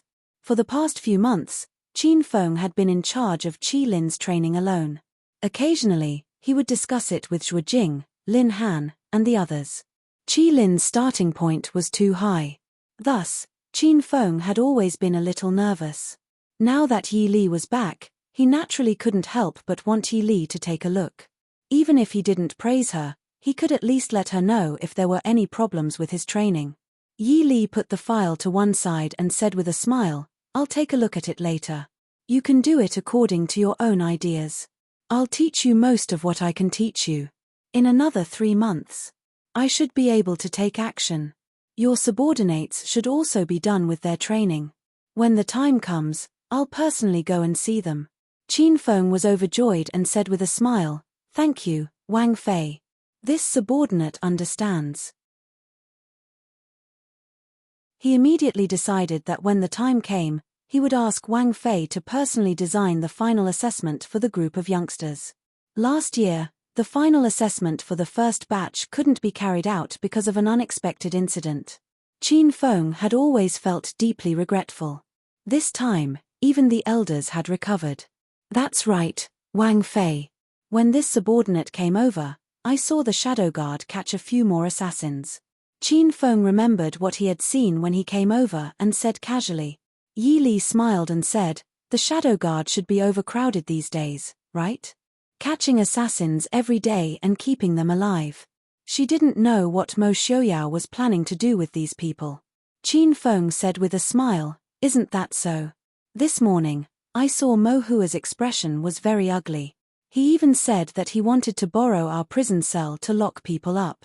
Yi Li thought for a moment and said, "No matter what, don't lock those assassins up with Su Zuidi. Tell Mo Hua that those who aren't that important shouldn't stay with him." Qin Feng nodded and said, "This subordinate also said the same thing. But the prince didn't allow them to be killed. He said it would be useful." Yi Li nodded, "Let's do whatever the prince says." "What's wrong with I?" Mo Xiaoyao was dressed in a green robe. His hair was as white as snow. He stood under the moon gate and asked everyone with a smile. Yi Li's body wasn't well and she was too lazy to get up. She smiled and asked, "Why did you come back? Be careful that Feng San comes over to complain." Everyone stood up and saluted him. Mo Xiaoyao casually waved his hand and walked over to Yi Li to sit down. He said with a bit of displeasure, "Mo Jingqi's people have arrived. They're preparing to go and greet them. Otherwise, how could I come back so leisurely?" Yi Li sat up straight. "De Wang and the others have arrived. Prince isn't going to greet them?" Mo Xiaoyao curled his lips, "I don't have that kind of skill." Feng San went. Yi Li couldn't help but twitch the corner of her mouth. "You might as well have sent Feng San over to greet them." Although Feng Zhiyao was Mo Xiaoyao's most trusted aide, Feng Zhiyao was unwilling to accept the imperial court's rewards. Perhaps it was because of his strange temperament or some other reason. Thus, until now, Feng Zhiyao was still a virgin. Moreover, he was in charge of many things, so everyone addressed him casually. On the battlefield, they called him General Feng. The officials in Ruyang City called him Lord Feng. Mo Xiaoyao's trusted aides called him Young Master Feng San. In reality, Feng Zhiyao himself didn't even have the lowest rank of official. It was said that De Wang was a person who cared the most about ostentation and face. If he sent Feng Zhiyao, he would definitely be angered.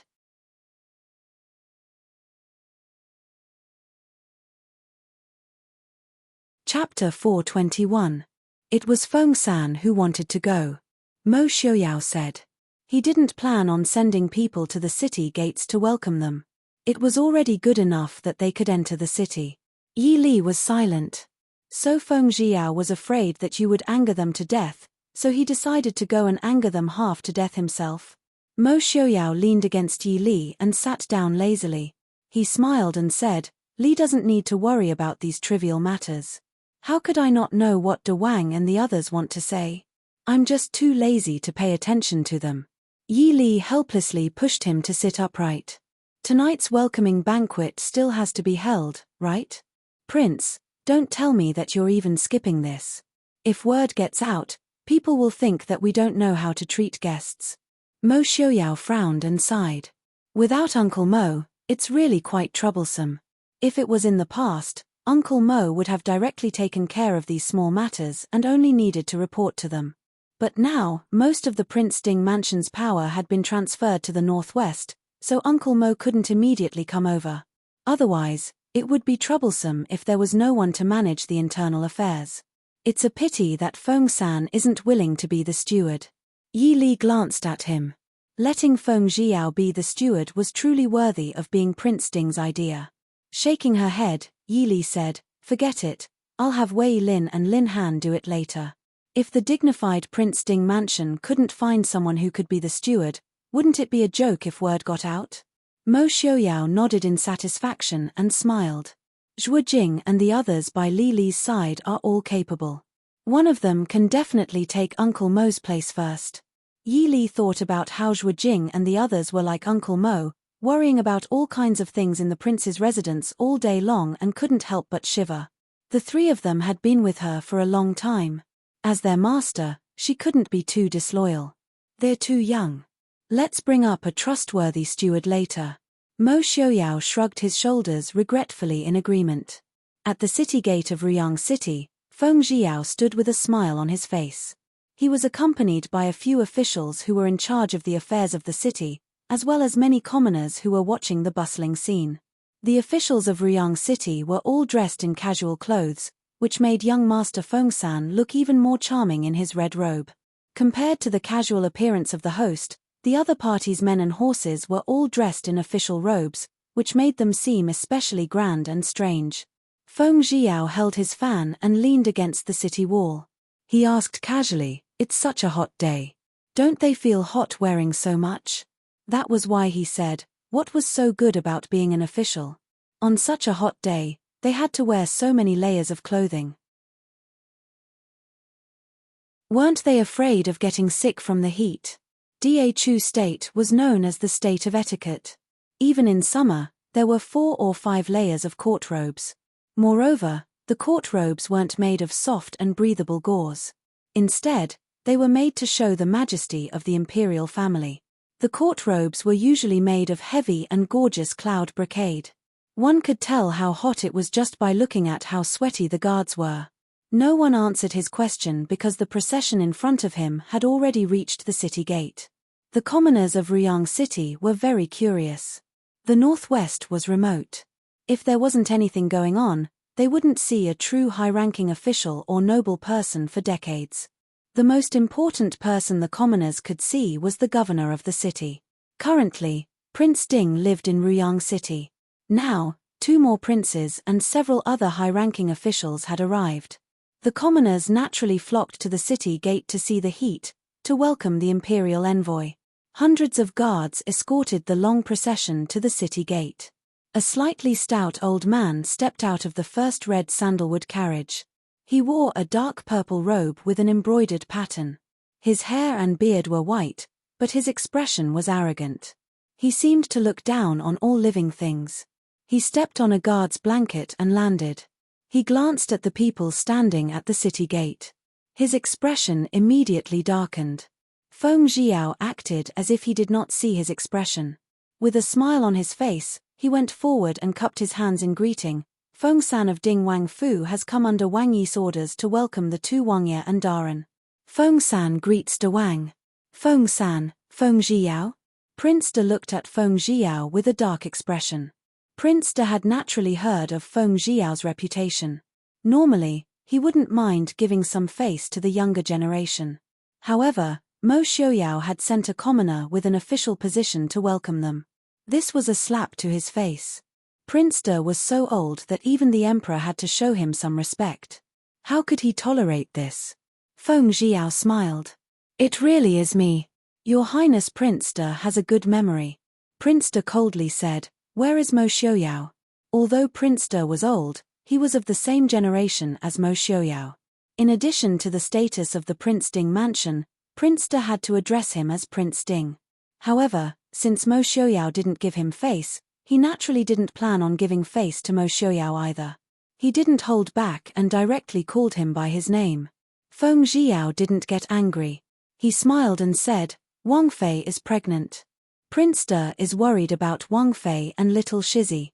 Thus, he didn't have time to welcome Prince De. Please forgive me, Prince. Prince De's face alternated between green and white. Feng Zhiao spoke tactfully, but the meaning behind his words was very clear. Prince Ding De is busy with Wang Fei and doesn't have time to welcome you. Impudence. His Majesty has already taken away Mo Shuyao's title. How dare you call him Prince De? Prince De angrily rebuked. Feng Zhiao slightly lowered his eyes. The officials standing behind him were all trusted aides of the Prince Ding mansion.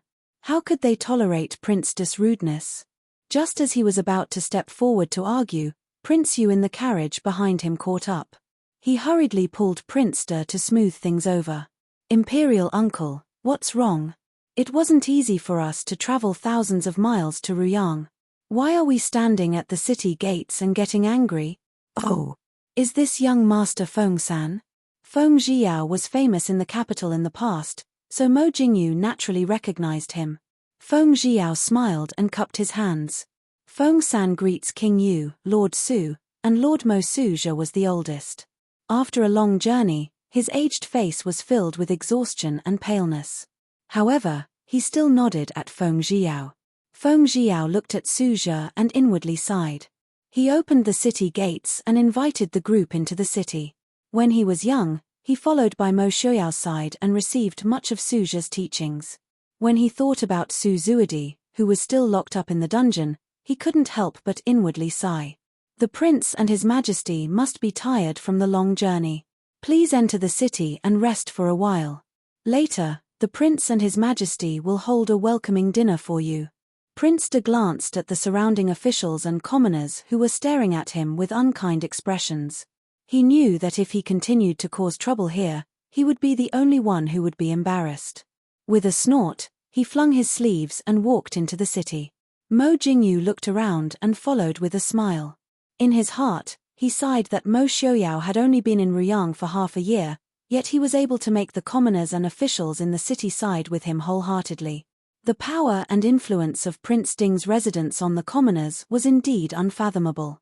Prince De's personality was that of a hot-tempered old man. After being angered by Feng Zhiao at the city gates, he naturally couldn't vent his anger on Mo Xiuyao at the welcoming dinner tonight. After entering the city, he didn't bother with the inn that Feng Zhiao had arranged for him to stay in and headed straight for the governor's manor. In reality, he didn't understand that Mo Xiuyao hadn't planned on sending anyone to welcome him. If Feng Zhiao hadn't brought anyone with him, and he arrived at the city gates with such a large entourage only to find no one there, it would have been even worse.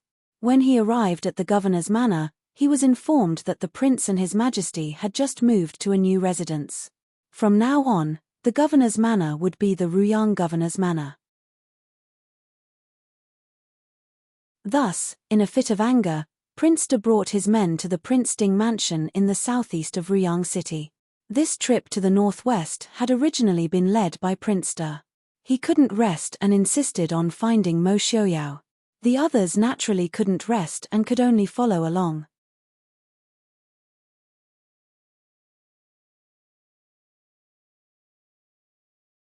Chapter 422. The Prince Ding mansion was located in the southeast of Ruyang city, on the main road of the city, Xuanwu Street. Naturally, it couldn't compare to the Chu capital's Prince Ding mansion in terms of size and grandeur, but after a few months of renovations, it was still quite large. After all, the Chu capital's prosperity had a bit more of the Northwest simplicity and boldness, adding a bit of austere air. On the main door, there were 3 simple words, Ding Wang Fu. It was majestic and imposing. De Wang was so angry that his fingers trembled. Impudent. Too impudent. What does Mo Xiuyao want to do? The people around him were silent. De Wang only wanted to vent his anger and didn't really want an answer. Mo Jingyu stood to the side as though it had nothing to do with him, leisurely admiring the scenery. Not long after, someone came out to invite them in. At the same time, De Wang's expression became even uglier. It was fine that Mo Xiuyao didn't come out of the city to welcome them, but he didn't even come out of the mansion's entrance. The other 3 people behind him also had ugly expressions, but it wasn't because of their face. Rather, It was because Prince Ding's actions showed that he didn't plan on giving the imperial court any face. This way, it would be difficult for them to complete their task this time. Mo Jingyu directly cursed Mo Jingqi in his heart. He was originally an idle prince. Whoever became the emperor had nothing to do with him. Mo Jingqi himself had ruined the relationship with the Prince Ding mansion, and now he had to travel thousands of li to the northwest. If Mo Xiaoyao really had the intention to rebel, would they still be alive to return to the capital? Wei Yilin led the group into the mansion with a wooden expression. His overly young face made him look like he wasn't a manager who could manage a mansion's affairs. Of course, in reality, he wasn't. It was just that he didn't hide as quickly as Zhuo Jing and Lin Han, so the prince made him a temporary manager. Looking sideways at Feng Ji Yarrow, who was leisurely following at the side, Wei Lin silently agreed with his opinion. The position of general manager sounded very prestigious, but it was really not suitable for young people like them in their prime. Hearing someone call him Steward Wei Lin felt a slight stomachache. In the hall, Mo Xiaoyao was sitting and talking to Yi Li.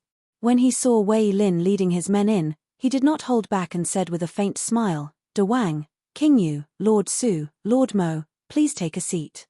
Seeing Mo Xiaoyao's white hair casually tied up and the smile on his face, he looked much warmer than when he was in the capital, but he didn't give off the slightest sense of closeness.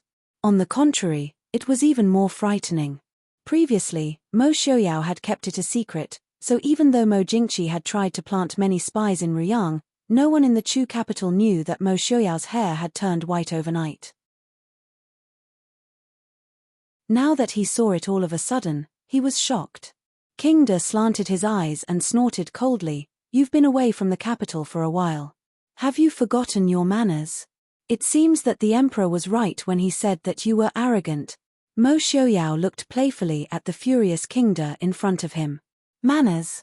Did he want him to salute him? In King De's opinion, Mo Xiaoyao was just a commoner whose title had been taken away by the emperor. Logically speaking, he should be saluting him. But unfortunately, from the moment King De entered Ruyang City, he was destined to be stifled. Arrogant? Why does this prince remember that His Majesty was talking about treason and rebellion? Feng-san? Mo Xiaoyao's words carried a smile, but his eyes revealed traces of coldness. Feng Jiao waved his fan and smiled, replying to Prince, "His Majesty's imperial edict did say so." "How dare you, Mo Xiaoyao? You!" King De flew into a rage after being reprimanded by the two of them.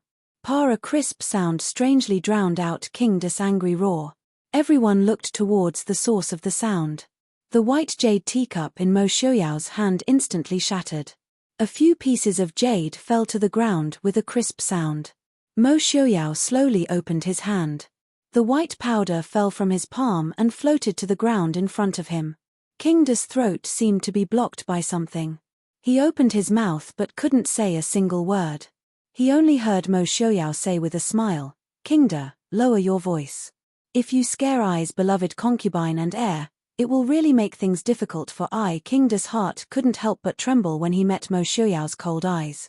He didn't know why, but he remembered the 7,000 soldiers that Mo Xiaoyao had killed. After staring blankly for a while, King De didn't dare to say anything. His face, which had been well maintained, kept changing between green and red. Mo Jingyu looked at everyone in the hall and said with a smile, "Imperial uncle has come a long way, so it's inevitable that he's a bit angry. I hope Prince Ding will forgive him." Mo Xiaoyao glanced at him and said with a faint smile, "So that's how it is. Then there's no need to worry. The weather is hot, so it's hard not to get angry. The northwest isn't as prosperous as the capital. I will order people to prepare more food for King De to cool down his anger." Mo Jingyu's smile was a bit stiff, but he still had to say what he had to say. He could tell that if he let the bad-tempered imperial uncle say something, he might anger Mo Xiaoyao and the others. If that happened, none of them would be able to return alive. The northwest is bitterly cold. It's cold in the winter and hot in the summer. It's very remote. Prince Ding has been away for a long time. Now that the northwest has been pacified, why don't you return to the capital as soon as possible? That way, the princess consort and heir won't have to suffer here. Return to the capital? Mo Xiaoyao seemed to have heard something interesting. He raised his brows and looked at Mo Jingyu. After not seeing him for a long time, the idle prince Mo Jingyu's ability to lie through his teeth had improved quite a bit. Mo Jingqi had already issued an edict to strip him of his title and reduce his military power. Furthermore, he had announced that he was planning to commit treason. Now, Mo Jingyu was actually telling him that it was time to return to the capital. Was there something wrong with Mo Jingyu's brain, or did he think that there was something wrong with his brain? There was nothing wrong with Mo Jingyu's brain. It was the people above him who had problems with their brains. Trying his best to maintain the smile on his face, Mo Jingyu cursed Mo Jingqi countless times in his heart. Not to mention that Mo Xiaoyao finally couldn't tolerate him anymore, not to mention that his own younger brother had rebelled against him. If this continued, he would also want to rebel.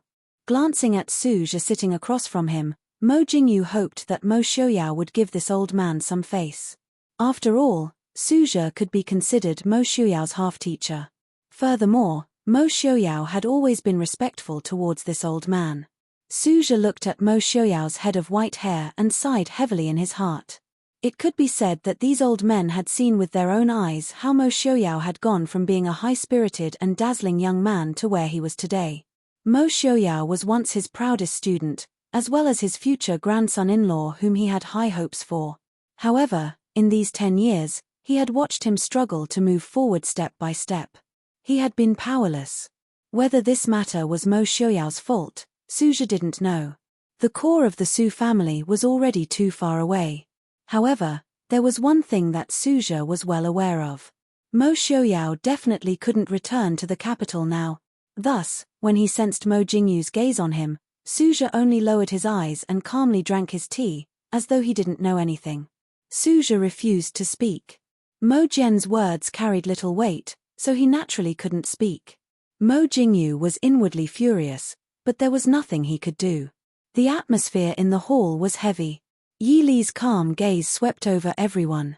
She softly said, "You've all come from afar, so you must be tired. Why don't you rest and freshen up first?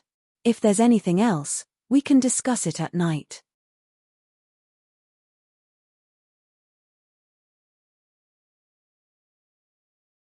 Chapter 423. Mo Jingyu, who was caught between a rock and a hard place, naturally couldn't ask for anything better. He hurriedly smiled and said, "Princess consort is right."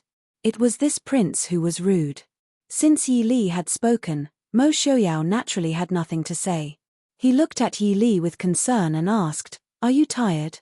I'll send you back to rest." After speaking, he ignored the guests still sitting in the hall and supported Yi Li to stand up. He told Feng Jiao and Wei Lin to take care of the guests, then left with Yi Li. Seeing Mo Xiaoyao and Yi Li disappear at the door, Prince De finally calmed down. He pointed at the door and gasped for breath. What kind of attitude is that?"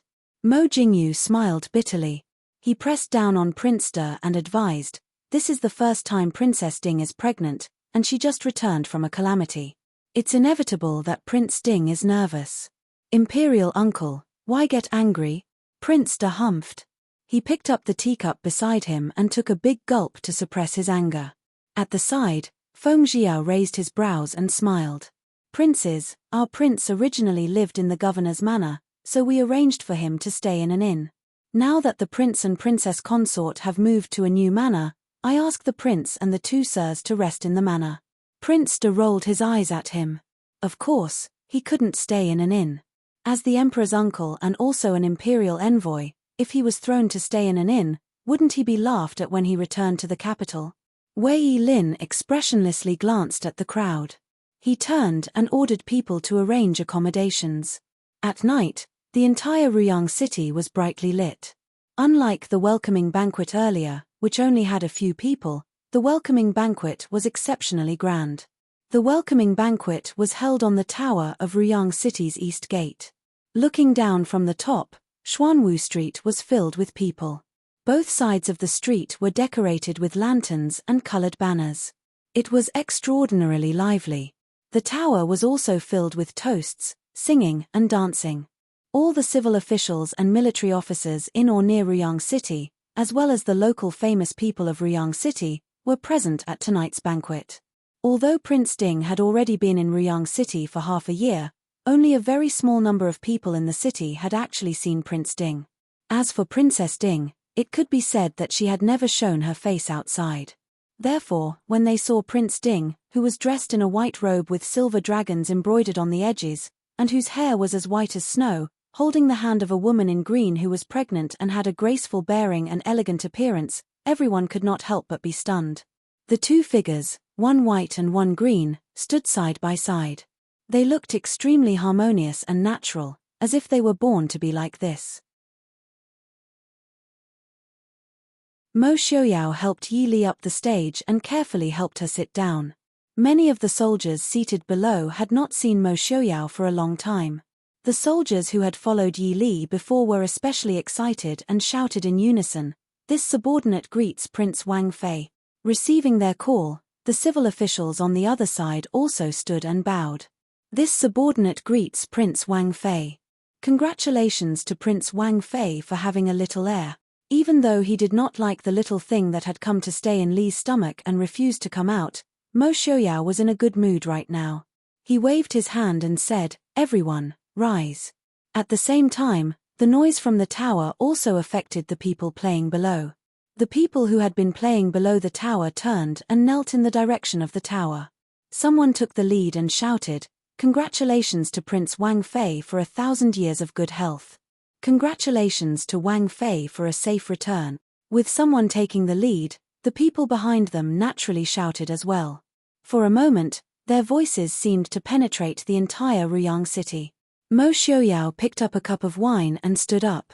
He looked at the people below the city and raised his voice, "No need for formalities. Tonight, the officials and the people will enjoy together. Here's a toast to all of you." His voice, which was infused with internal energy, spread far and wide. The people below the city stood up and cheered in unison. The atmosphere became even more lively than before. On the city tower, everyone stood up and raised their wine cups. "Thank you, Prince Wang Fei." After drinking a cup, Mo Xiaoyao sat down and said, "Everyone, feel free. There's no need to be restrained." The song and dance started again. The city tower was filled with joy and harmony. Only De Wang and Yu Wang, who were sitting in front of the guests, had ugly expressions on their faces. The two of them had never thought that Mo Xiaoyao would be able to make all of the officials and people in Ruyang City love and submit to him so much in just half a year when the imperial court was doing its best to destroy Prince Ding's reputation. Although it was called a welcoming banquet, it was better to say that Mo Xiaoyao wanted to give them and the imperial court a resounding slap in the face. "What's wrong with De Wang? I see that De Wang's complexion is not good. Where did he neglect you?" Sitting on the main seat, Mo Xiaoyao supported Yi Li with one hand and held a wine cup with the other. He looked at De Wang, whose face had turned green. De Wang choked. It should be said that ever since he entered Ruyang City, where had he not been neglected? Even though tonight's welcoming banquet was lively and joyous, but anyone with eyes could see that the welcoming banquet was just in passing. The true celebration of Ding Wang Fei's return and the birth of the future Shizi was the true celebration. De Wang coldly said, "I don't dare. How could I dare to blame Prince Ding for neglecting me?" Mo Xiaoyao acted as if he did not understand the meaning behind De Wang's words. He laughed loudly and said, "That's good. De Wang has worked hard. Why don't you drink to your heart's content tonight?" Seeing that De Wang's expression was about to change again, Mo Jingyu hurriedly pulled him back and said in a low voice, "Imperial uncle, if there's anything you want to say, let's talk about it later. Don't anger everyone." Then he laughed loudly and said, "Imperial uncle, Prince Ding is right. Uncle has worked hard on this journey. Nephew toasts Imperial uncle." Mo Xiaoyao glanced at the two people with different expressions. He smiled faintly and ignored them. He turned to the side and chatted with the generals and officials below. Mo Jingyu used all his strength to suppress De Wang, who was about to explode in anger. He bitterly said in a low voice, "Imperial uncle, calm down. Right now, we're under someone else's roof." De Wang was angry and disdainfully said, "So what? Could it be that he dares to kill I? That's hard to say. Mo Jingyu thought to himself.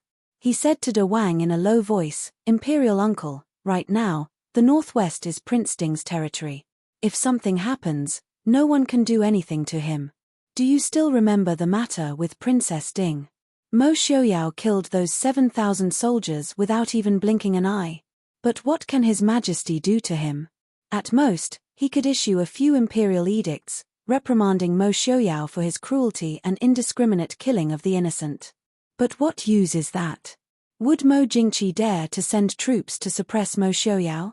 A few imperial edicts might not even be as effective as paper in the northwest. De Wang was under Mo Jingqi's paranoid emperor for so many years. He was also highly regarded by the emperor. He definitely wasn't stupid. However, he was the oldest prince of the previous emperor's generation. Even the emperor had to call him imperial uncle. In all these years, he really hadn't met Mo Xiaoyao face to face. Subconsciously, he always felt that Mo Xiaoyao should respect him a little. Moreover, he was a person who was proud of his status and wanted to keep up appearances, so he was especially agitated when Mo Xiaoyao gave him the cold shoulder. Now that he heard Mo Jingyu's advice, he looked at the harmonious scene on the city gate tower. The civil and military officials of Ruyang City clearly obeyed Mo Xiaoyao's words. How could they, the emperor's imperial envoys, be in their eyes? A cool breeze blew from the city gate. De Wang's body trembled. His mind instantly cleared up, and he broke out in a cold sweat.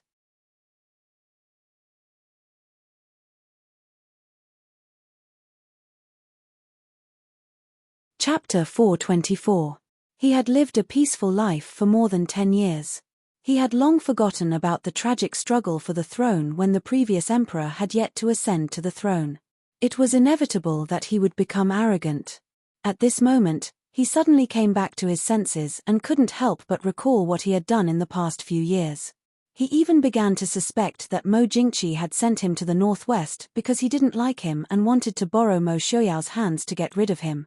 Mo Jingyu didn't know what he was thinking. He only saw that although his expression was ugly, he had calmed down. Only then did he heave a sigh of relief and raise his wine cup to enjoy the song and dance. Yi Li, who was sitting above, naturally saw the interaction between the De King and King Yu. She watched as the De King drank his wine with a gloomy face.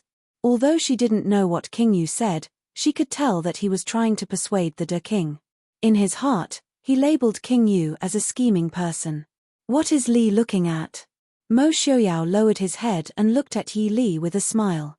Yi Li shook her head and said with a smile, "It's nothing. You did it on purpose today, didn't you?" If it wasn't for King Yu stopping him, the De King would have already gotten angry. Mo Xiaoyao snorted and brought a cup of fresh fruit juice to her lips. He said indifferently, "The older the De King gets, the less he knows how to be a person. If you don't dry him out first, he can raise his nose to the sky. I have never liked being looked down upon by others." Yi Li took a sip of the fruit juice in her wine cup. The slightly cold watermelon juice had a faint sweetness to it, which suited her appetite. Mo Xiaoyao said softly, "It's a little cold from the ice, but Mr. Shen said that it won't be a problem if you use it a little. Are you tired? If you're tired, let's go back first." Yi Li shook her head and said, "I'll go back by myself later." "Can you leave first?" Mo Xiaoyao lowered his head and laughed. "Why would we need to stay here for this kind of banquet? I'm afraid they can't wait for us to leave so that they can enjoy themselves." When Yi Li heard this, she glanced at the people below. It was fine if it was just the civil officials, but even the military generals were sitting obediently, drinking wine and enjoying the entertainment. Yi Li had seen these military generals before, and they were never polite when drinking. Sure enough, it was because they were here that they were restrained. She helped Yi Li up. Everyone below the stage also stopped when they saw the prince and princess consort stand up. They all looked up respectfully. Mo Xiaoyao smiled and said, "If I and Wang Fei stay here, you won't be at ease. I will propose another toast to everyone, and then everyone can do as they please." Finishing, he raised the wine cup and proposed a toast to the people below, tilting his head back and draining the contents. Yi Li stood beside Mo Xiaoyao and similarly raised her wine cup. She smiled faintly and said, This consort would also like to propose a toast to everyone. Please feel free to drink. Everyone gave their thanks in unison, especially the generals who had fought with Yi Li before. They were very excited. From far away, Yi Li could see Yun Ting's young and handsome face turn red as he loudly gave his thanks. Waving his hand for everyone to do as they please, Mo Xiaoyao supported Yi Li as they left the banquet. Leaving behind the people to continue drinking, it sounded even more lively. Coming down from the city gate tower, Mo Xiaoyao waved away the guards and servant girls. He supported Yi Li as they strolled down the street. The lights on both sides of the street were bright. The common people had all come out of their homes to play in groups. Zhong Yu, the newly appointed prefect, was very thorough in his work. Not only were there lanterns on the street for people to enjoy, there were also performances to attract people's gazes. If it wasn't for Mo Xiaoyao's head of white hair being too conspicuous, no one would have noticed the two of them walking amidst the happy crowd. Seeing the two of them, the common people were first shocked and then came forward to bow. Mo Xiaoyao hurriedly indicated for everyone not to make a fuss. He held Yi Li's hand and retreated to a place with fewer people. He helplessly lowered his head to look at the white hair in front of his chest and said, "As expected, it's too eye-catching. I can't even accompany you on the street." Yi Li smiled and said, "This also means that you are loved by the common people. The common people rarely see you, so they are naturally very curious. As time passes, they will naturally get used to it. If there were people bowing to them the moment they went out, then they wouldn't need to go out. When they were in the capital, there were high officials and nobles everywhere. If the common people bowed to them as soon as they saw them, there probably wouldn't be enough of them." Mo Xiaoyao looked at Yi Li and said with a smile, "Since we can't enjoy the Lantern Festival, let's slowly walk back. The Prince Ding mansion wasn't too far from here." The two of them held hands and walked slowly along the empty street. Tonight, most of the people in the city had gathered at the Lantern Festival, making the other streets seem especially deserted and quiet. Under the moonlight, the two of them walked side by side. Yi Li asked softly, "King De and King Yu, what are your plans?" Mo Xiaoyao smiled casually and said, "These two people won't be able to cause any waves. Let's see what they have to say tomorrow. Does Mo Jingqi think that everyone in the world is a fool? Now he has sent someone to persuade I to return to the capital. Heh. Could it be that Mo Jingqi didn't know that ever since he killed the 7,000 soldiers and occupied Ruyang, he would never be able to return?" Right now, he was still able to maintain a delicate balance in the Northwest Imperial Court. Once he really returned, what awaited him and the Mohist army was countless impeachment reports and a dead end. Unfortunately, he didn't want to die at all right now. If Mo Jingqi was smart, he shouldn't have provoked him. Mo Jingqi's scheming was nothing in Mo Xiaoyao's eyes. If he thought that the Prince Ding mansion had protected the Da Chu state for generations because of the reputation of being a martyr, then he was gravely mistaken. Then, what about Lord Su? Yi Li asked in a low voice. Mo Xiaoyao's respect for Suzhou was definitely real. Heaven, earth, king, family, and master, the relationship between a teacher and a student was nothing else. Even when Mo Xiaoyao was betrayed by Su Zuidi under such circumstances, Yi Li wouldn't believe that it wasn't for Suzhou's sake. Moreover, Suzhou's only son and grandson had both died for the sake of the Prince Ding mansion. In Mo Xiaoyao's heart, Suzhou was no less important than family. Mo Xiaoyao muttered to himself for a moment and then said in a low voice, "Elder Su no longer has anything to worry about in the capital. If he's willing to stay in the northwest, I will naturally take care of him until he grows old. If he still can't let go of the imperial court, then I'll send someone to secretly take care of him." Yi Li frowned and sighed softly, "You know that I'm not talking about this. Su Zuidi is Elder Su's only family. The reason why Mo Jingqi sent an old man in his 70s over thousands of miles away is probably because of this, right? In the past few days, half of the assassins who broke into the mansion were Mo Jingqi's people. It seems that Mo Jingqi is different from Tan Jiji. He doesn't seem to want Su Zuidi to die." Mo Xiaoyao's eyes flashed with a trace of scarlet. He said lightly, "Su Zuidi must die. Elder Su won't plead for her. Suzhou was an upright person and hated people who betrayed him the most. When Su Zuidi fled the capital, it was behind Suzhou's back. But with Suzhou's character, he would definitely not recognize Su Zuidi as his granddaughter. Yi Li held his hand and said softly, Lord Su has taught you since you were young. I won't be soft-hearted towards Su Zuidi, but I also don't want to disappoint Elder Su because of this. Even if Elder Su and Su Zuidi cut off all ties, she is still his granddaughter and his only family in this world. It's not good to have a grudge in his heart. Then don't let Elder Su know. Mo Xiaoyao said lightly, in any case, it's been a stalemate for so long and there's still no progress on Qin Feng's side. Then there's no need to ask. She's not the only one who knows the so-called secret. Let Qin Feng finish her off.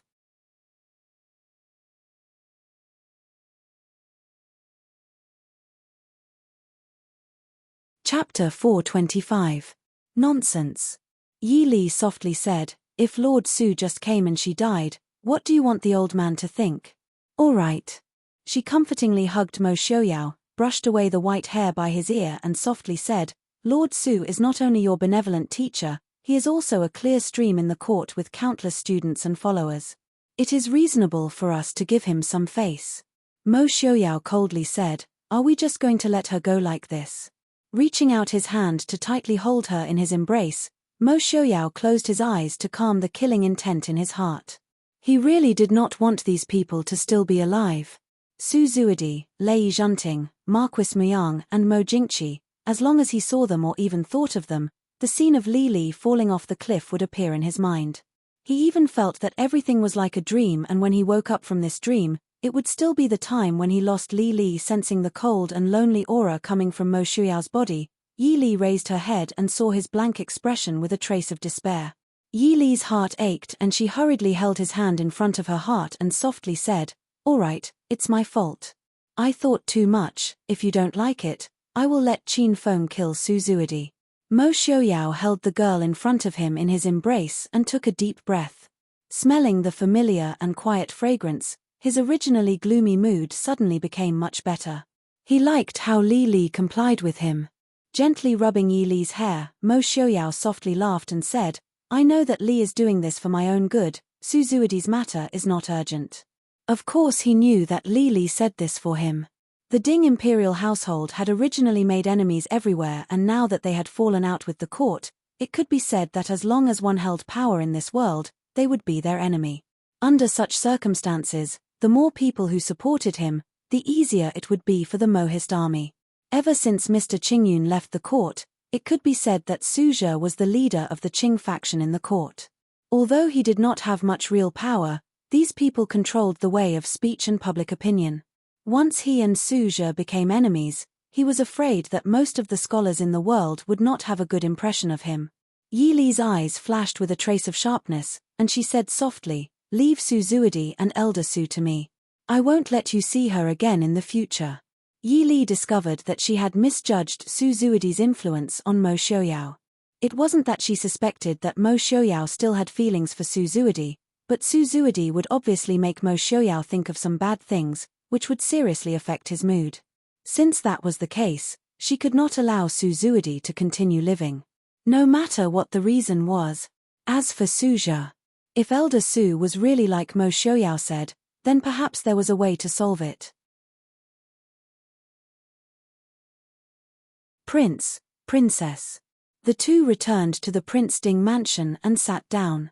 Zhuo Jing and Lin Han had obviously been waiting for a long time. Mo Xiaoyao turned to the two, still holding Yi Li's waist with one hand, and asked, how is the mansion? Zhuo Jing reported, Prince's prediction is like a god. The guards that Prince De brought, as well as the people that arrived in Ruyang in the past 2 days, have already besieged the governor's mansion. The other side had clearly chosen a good time. Tonight, the whole city was celebrating, and the east side of the city was even more lively. Even though the governor's mansion had caused such a big commotion, no one had noticed. Mo Xiaoyao raised his eyebrows and laughed. Oh? Besieging the governor's mansion?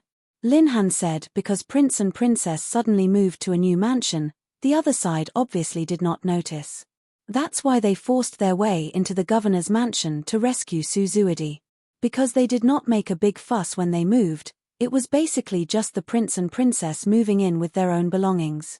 Therefore, whether it was the guards who came with Prinster but were stopped outside the city, or the people who had been hiding in the city for a long time, none of them noticed, not to mention that Suzuidi had been secretly moved to another place a day ago. Rescue? Not to silence her? Yi Li raised her eyebrows and asked. Zhuo Jing said, this subordinate is certain that the other side did not intend to silence Suzuidi. This time, the other side sent out extremely skilled martial artists. After breaking into the dungeon, they had at least 3 chances to kill the substitute in the dungeon. But the other side only wanted to bring her out and did not make a move. Interesting. Yi Li lowered her eyebrows and muttered to herself. Mo Jingqi's people wanted to save Suzuidi. This did not make sense in any way. If Suzuidi knew some secret that she should not know, Mo Jingqi should only want to silence her. The price of saving someone like this was a bit too high. Mo Xiaoyao held her hand and smiled. Li does not need to be so worried. The more he does, the more mistakes he makes. Sooner or later, we will know why. Did they leave anyone alive? Zhuo Jing nodded and smiled, reporting to the prince. The harvest this time was quite big. The leader was actually the deputy commander of the Chu capital's imperial guards. There were also a few famous Jianghu experts who were all detained. Mo Xiaoyao nodded with satisfaction. After all these days of enduring those good-for-nothings causing trouble, he finally caught a few big fish. He ordered in a low voice, there is no need to interrogate them. Mo Jingqi will not tell them anything. Send the deputy commanders head back to the capital to Mo Jingqi. As for those Jianghu experts, you can ask them properly. The Jianghu people did not like to be restrained by the court. Even assassins were paid to kill and rarely listened to the court's orders. There must be a reason why Mo Jingqi could mobilize so many Jianghu experts at once. Yes. Speaking of the commander of the Imperial Guards and experts, where are Leng Qingyu and Mu Qingcang now? Yi Li asked. Mo Xiaoyao smiled. Leng Qingyu returned to the capital. Although this person is arrogant and not flexible, he is still human compared to those sly old foxes. For Leng Er's sake, I have to let him live. As for Mu Qingcang, he is in Ruyang. Does Li Li want to see him? Mu Qingcang was not just anyone. Not only was he Marquis Muyang's illegitimate son, but he was also one of the top 5 experts in the world. Mo Xiaoyao naturally would not put him in a place that he could not see. If someone took advantage of this loophole, it would be very troublesome. Yi Li thought for a moment and said, I do have something I want him to do, but Mu Qingcang is not easy to control. Let's wait a little longer. Mo Xiaoyao did not mind and nodded. Just as he was about to say something, the guard outside the door reported, Prince, Lord Suzhi requests an audience. Mo Xiaoyao was startled. Only then did he remember that Suzhi was old and could not bear the long journey. He was already exhausted, so he did not attend tonight's welcome banquet and was resting in the residence. He sat up and glanced at Yi Li before saying in a deep voice, quickly invite Elder Su in. Suzhi stepped into the study, and Mo Xiaoyao stood up to greet him to show his respect. Suzhi waved his hand and said, Prince, Princess Consort, this old man has disturbed you. After inviting Suzhi to sit down, Mo Xiaoyao sat down and said with a smile, Elder Su is so polite, but you are estranged from Xiaoyao. Suzhi looked at the young man and woman sitting side by side in front of him. His gaze lingered on Mo Xiaoyao's snow-like white hair for a while before he sighed and said, Prince does not cherish his body like this. How can the regent Princess Consort and your brother rest in peace? Mo Xiaoyao smiled faintly and looked down at the white hair hanging in front of his chest. He said with a smile, Xiaoyao knows he is wrong. Thank you for your concern, Elder Su. Suzhi shook his head and looked at Yi Li sitting to the side. He nodded and said with a smile, Princess Consort's safe return is due to the blessings of the ancestors of the Prince Ding mansion. Yi Li smiled faintly and said softly, Elder Su is right. Yi Li's safe return this time is due to the blessings of the ancestors. Yi Li understood that Suzhi was dissatisfied with her, but she did not feel angry. She could feel that Suzhi's dissatisfaction with her was not because of himself, but because of Mo Xiaoyao. He was blaming Mo Xiaoyao for having white hair overnight because of her. In the end, he was concerned about his student Mo Xiaoyao and did not have any selfish motives.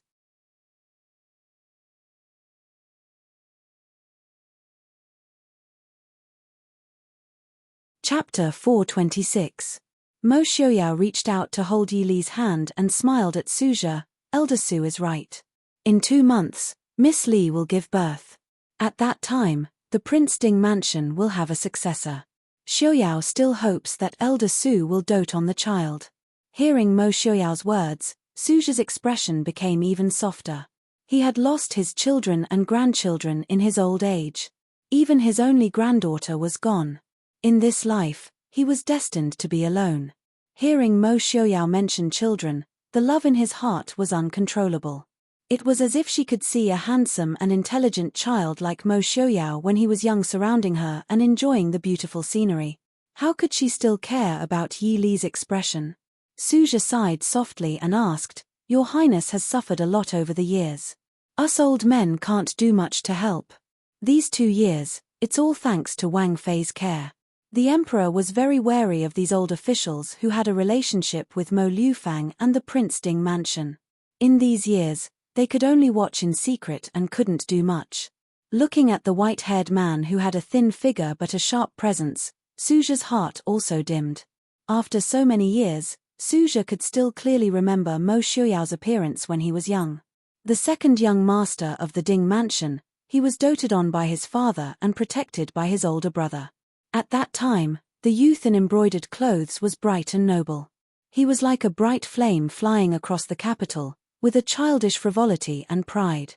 After a while, he led the army into battle and was invincible. Before he was 16, he was called the young war god.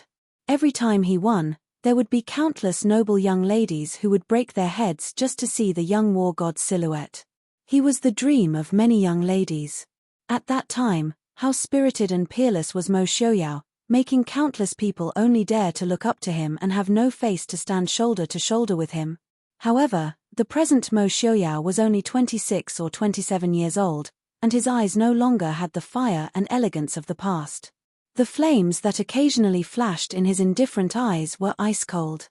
His handsome face coupled with his head of snow-white hair only made people feel a chill in their hearts. If the young Mo Xiaoyao was a peerless beauty that made people look up to him, then the current Mo Xiaoyao was more like the cold snow at the peak of a mountain that made people have no choice but to stop.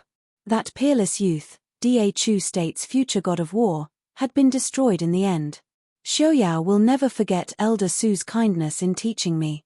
Mo Xiaoyao smiled indifferently.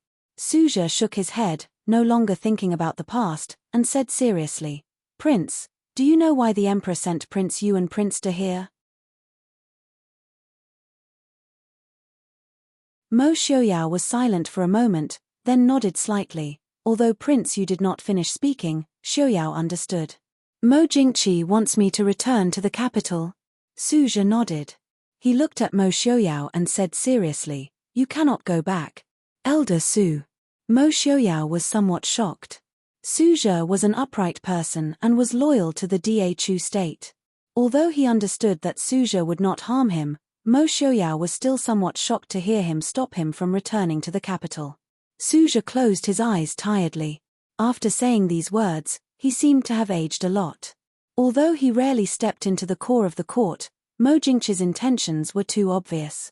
He naturally understood the result that Mo Jingqi wanted by sending him here.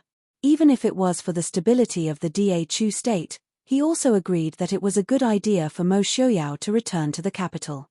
Because the current Mo Xiaoyao, no one could be sure if his heart was still with the Da Chu state.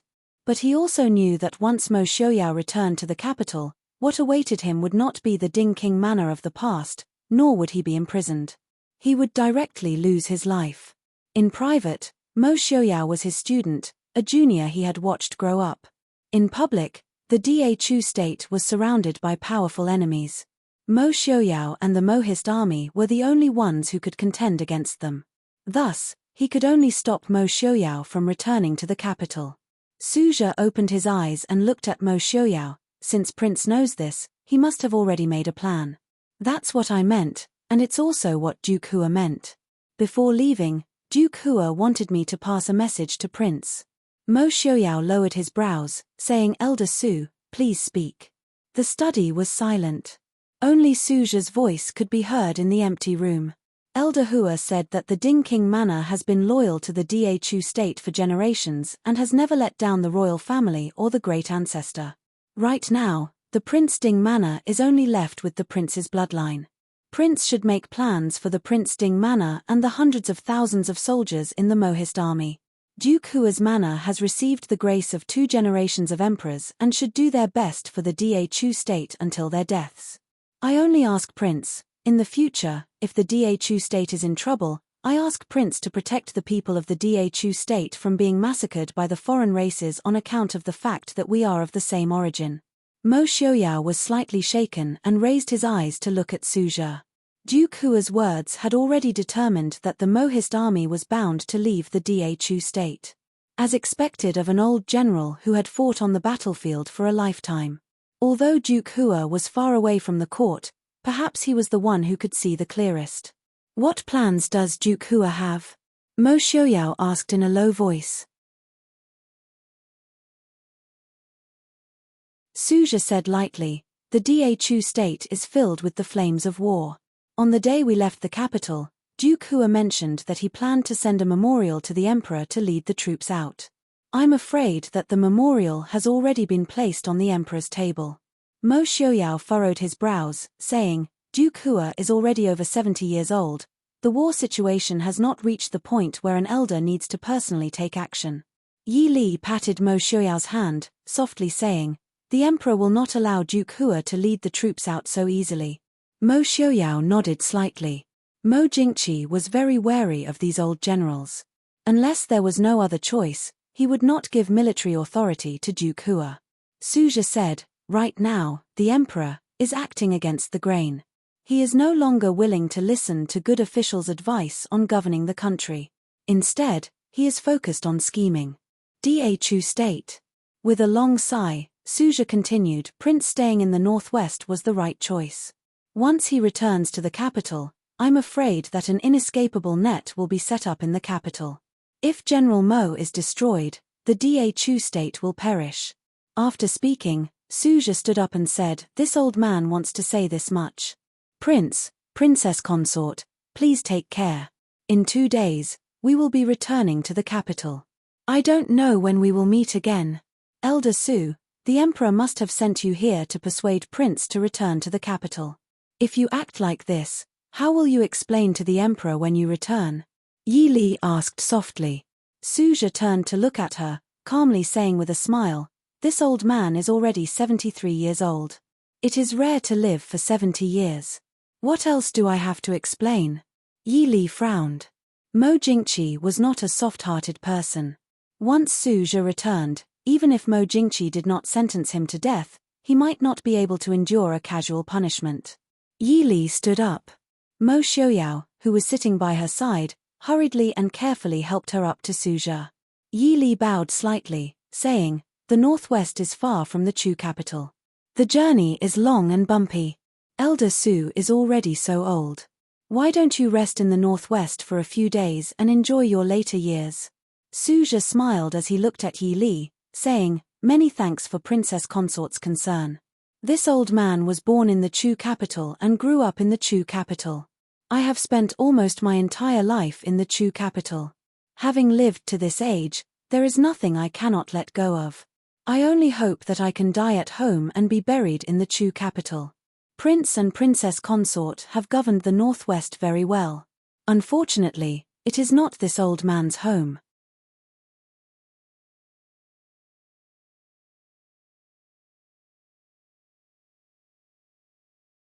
Chapter 427.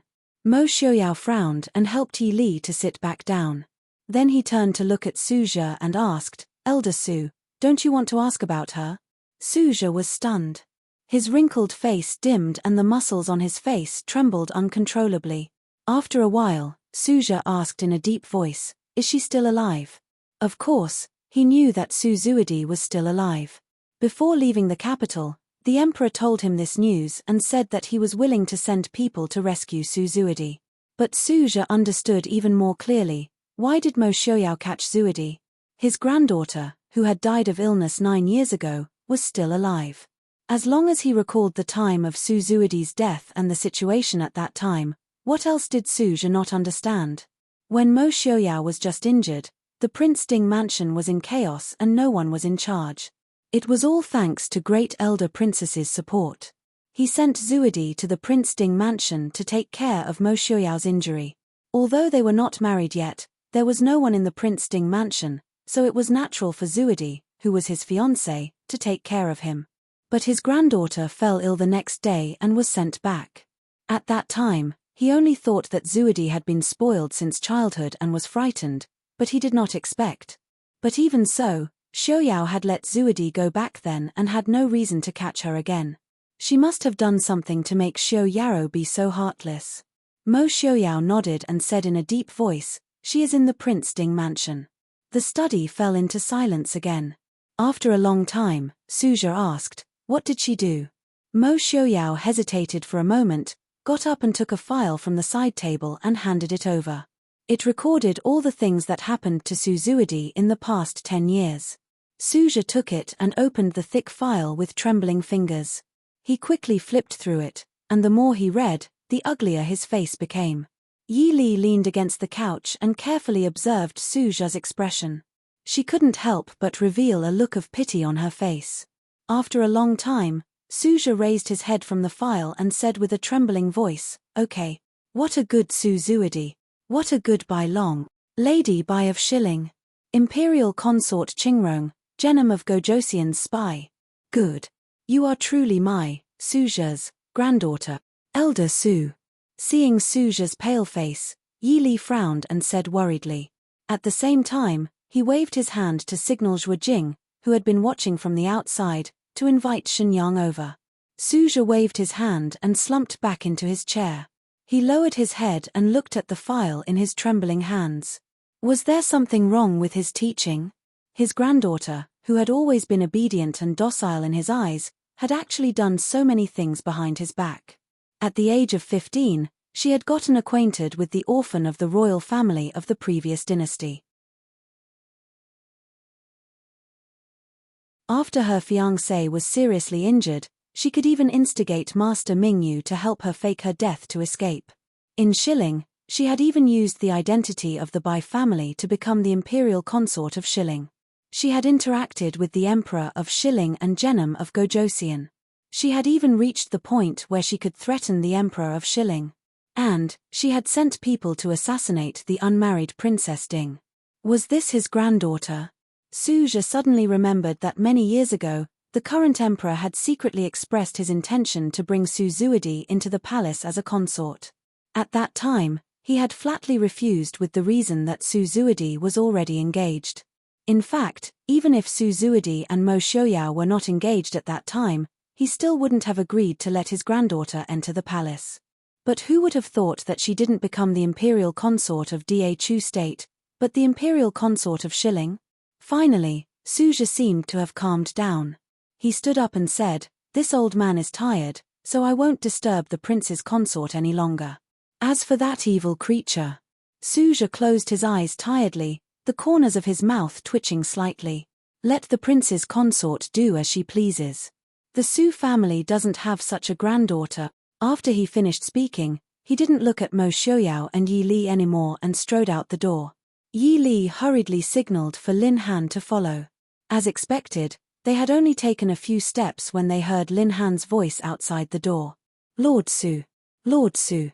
Mo Xiaoyao rushed out the door and saw Suja on the ground being supported by Lin Han. The dark pool of blood on the ground was a ghastly sight under the moonlight. Mo Xiaoyao lowered his eyes and said lightly, "Send Elder Su back." Behind him, Yi Li walked to his side and held his hand. The two watched as Suja was sent back to the guest room by Lin Han. Looking at Mo Xiaoyao's indifferent expression, Yi Li said softly, "Why are you like this? Didn't you say that you would leave Su Zuidi's matter to me?" Mo Xiaoyao looked at her quietly.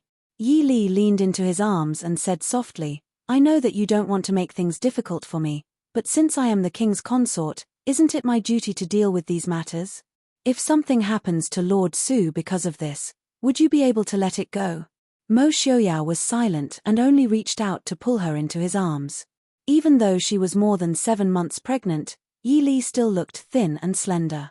The two leaned against each other, the moonlight quietly falling on their bodies, making people's hearts feel exceptionally peaceful.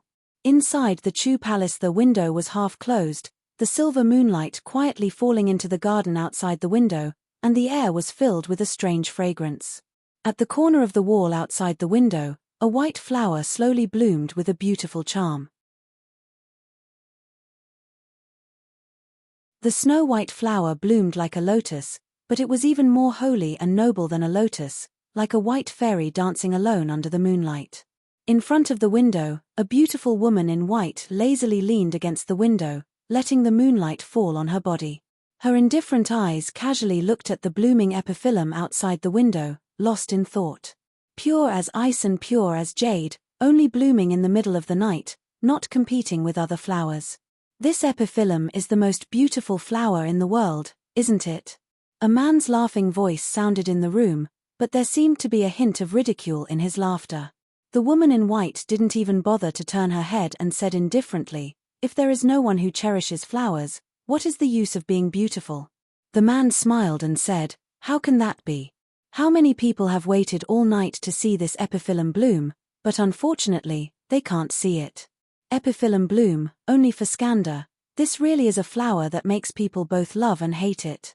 The woman in white, noble consort Liu, sat up and looked coldly at the man in the hall.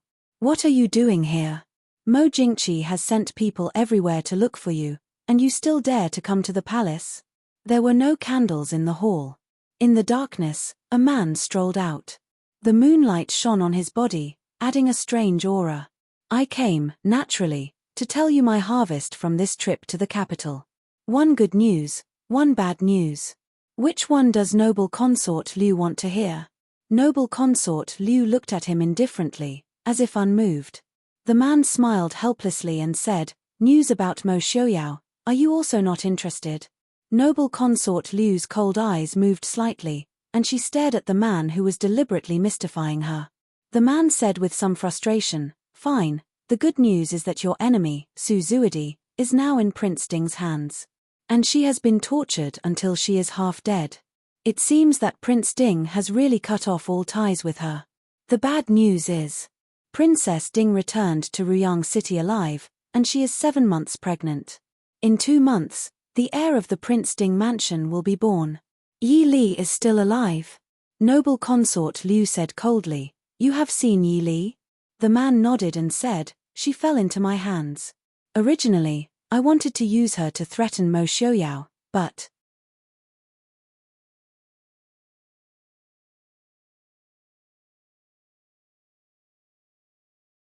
Chapter 428. Whiz. A hidden weapon pierced through the air, and the man dodged to the side. Noble consort Liu, who was in front of the window, had already stood up and stared at him angrily. "Tan Jiji, you've seen Yi Li before, why didn't you just kill her?" The man was Tan Jiji, who had disappeared after leaving the northwest.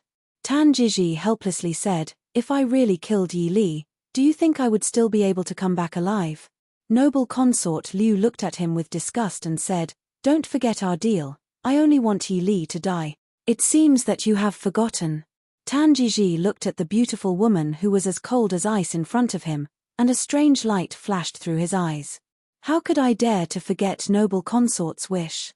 But you can't ask me to exchange my life for Yi Li's life, right?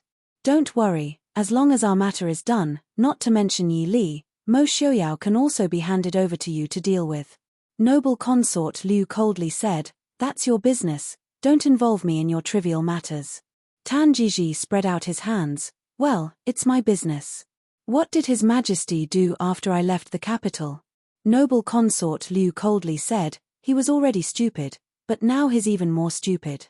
Tan Jiji smiled gloomily, "He's stupid. I heard that he sent De Wang and Yu Wang to the northwest to let Mo Xiaoyao return to the capital. Which idiot came up with this idea? Does he think that Mo Xiaoyao is as brainless as him?" Noble consort Liu indifferently said, "So what if Mo Xiaoyao doesn't come back? I'm afraid that De Wang and Yu Wang won't be able to come back. Tan Jiji lowered his head and thought for a moment, then smiled and said, so it was noble consort's idea. Announcing Mo Xiuyao's return to the capital was a lie, and using this to get rid of De Wang and Yu Wang was the real deal.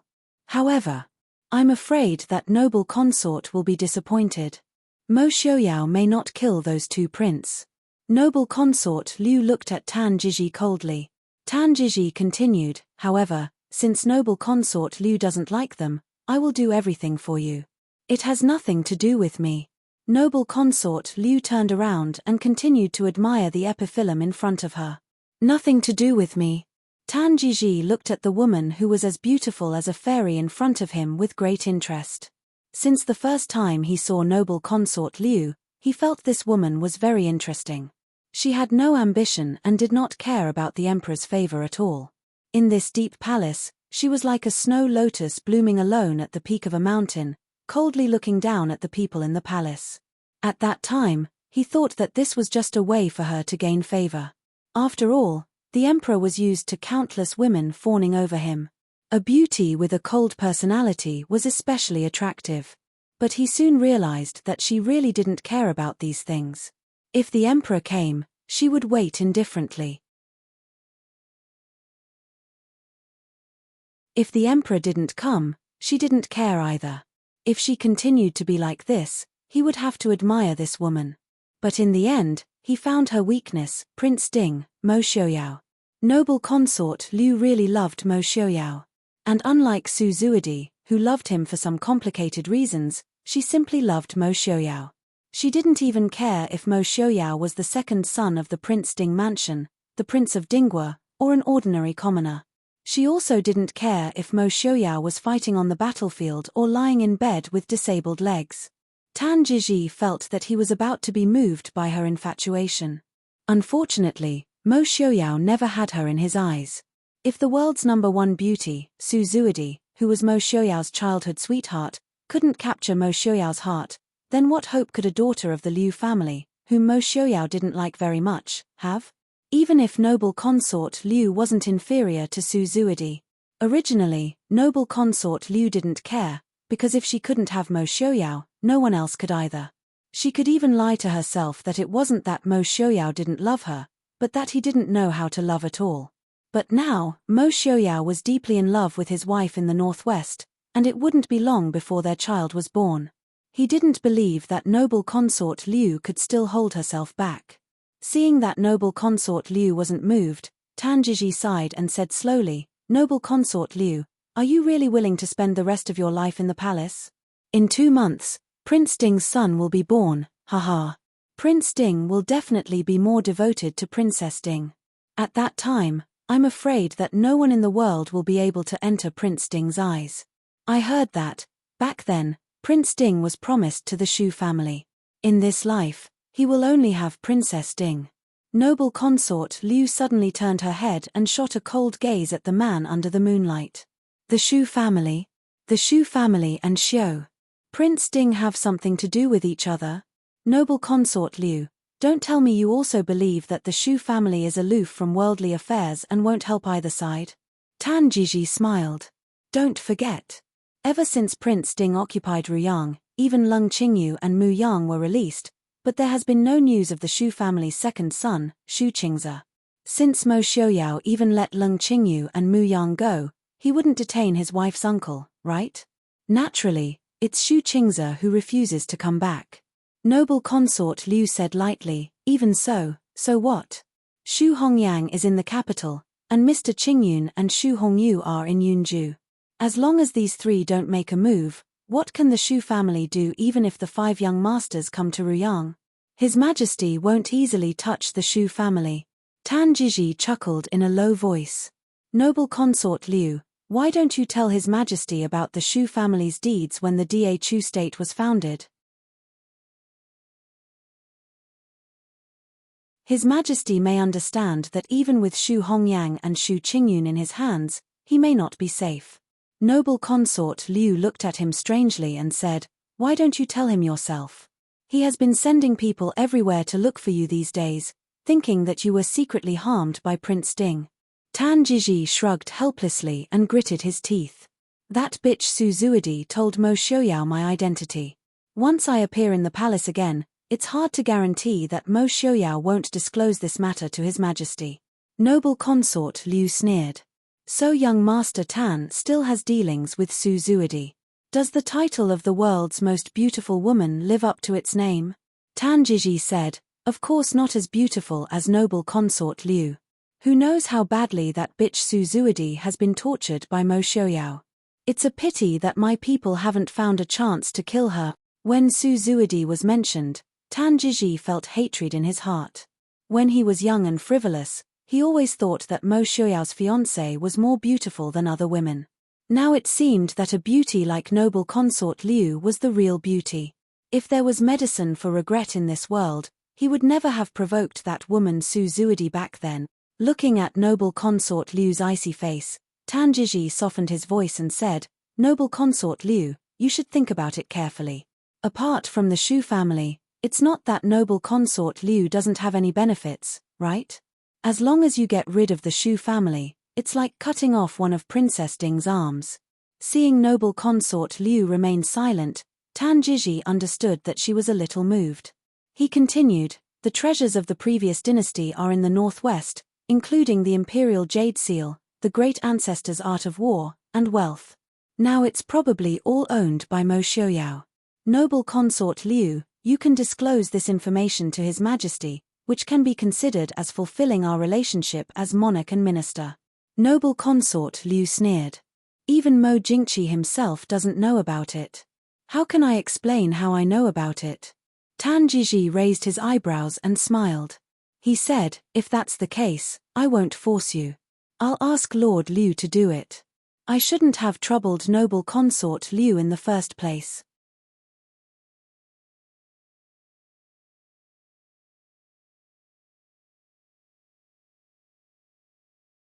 Chapter 429.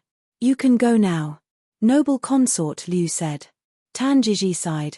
Noble consort Liu, you are really heartless. You and I have known each other for many years. The emperor is here. The eunuch's sharp voice came from outside the palace gate. Tan Jiji's eyes flashed. It's so late. Why is the emperor here? Noble consort Liu stood up and said lightly, he is the emperor. Who can stop him when he wants to come? Tan Jiji sighed helplessly. That's why everyone in the world wants to be the emperor. Please take care of yourself, noble consort Liu. I'll leave first. Seeing Tan Jiji disappear into the darkness, noble consort Liu lowered her head and stayed silent for a while, then said lightly, not everyone is interested in that position. If that person was really interested in that position, she would do anything for him, even if she had to give him everything. She just wanted him to look at her seriously. She tidied up her clothes slowly. Mo Jingqi's carriage had already arrived outside the palace. Stepping into the palace, Missouri Jingqi looked at the dark room and frowned. Why don't you light the lamps? Where are all the servants? Just by hearing Mo Jingqi's tone, noble consort Liu knew that he was in a bad mood right now. It was said that noble consort Liu was the most favored in the palace, and the emperor often went against the empress dowager for her. But only noble consort Liu knew that it was just because Mo Jingqi was in a good mood. When Mo Jingqi was in a good mood, he was naturally favored, but when he was in a bad mood, it was the people closest to him who suffered. Therefore, noble consort Liu never looked down on the empress who was neglected. Mo Jingqi didn't favor her, but gave her the power to lead the harem. And he never lost his temper with her.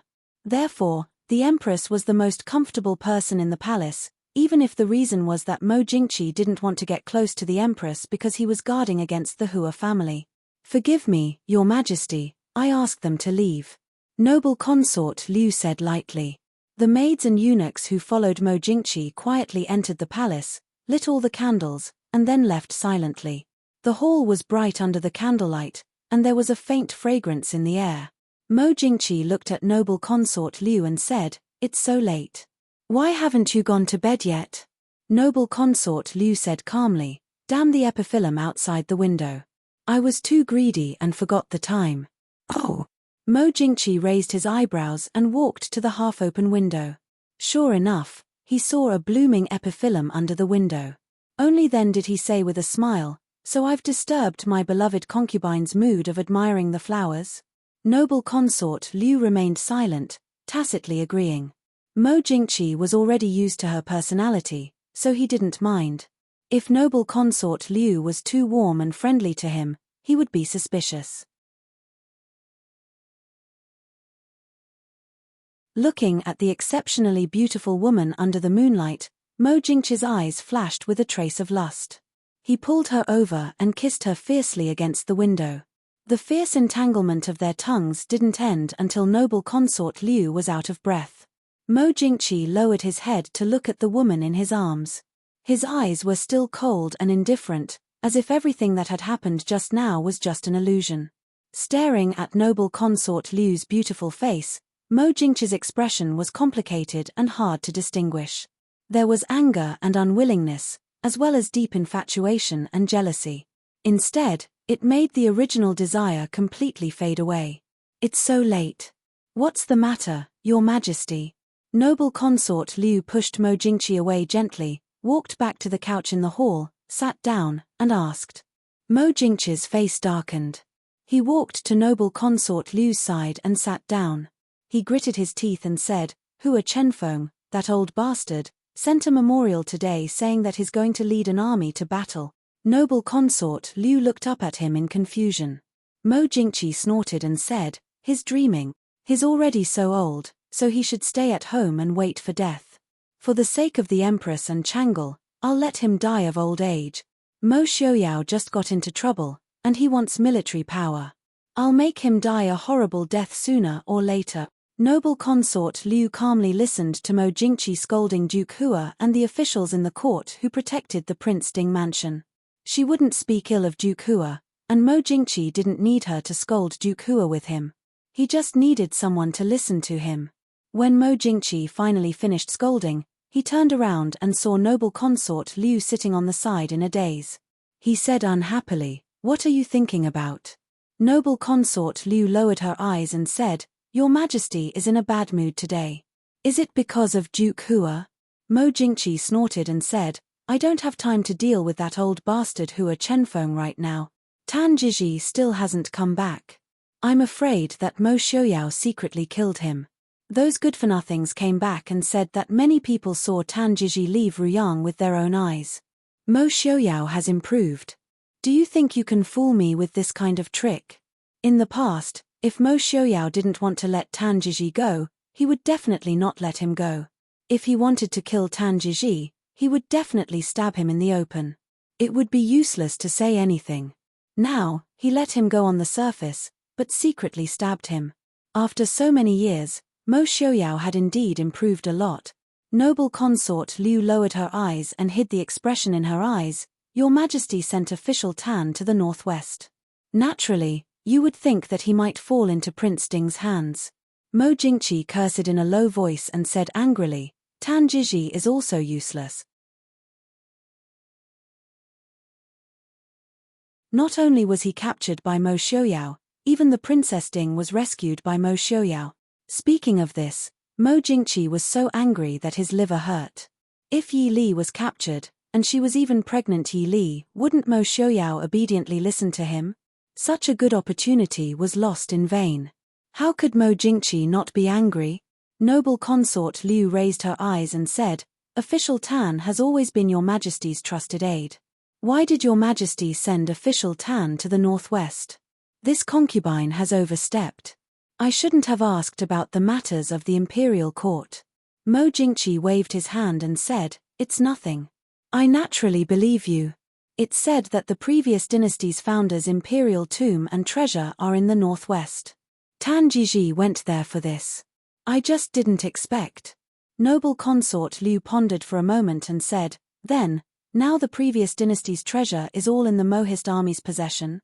Mo Jingqi's face was full of anger. He stood up and said, That's right.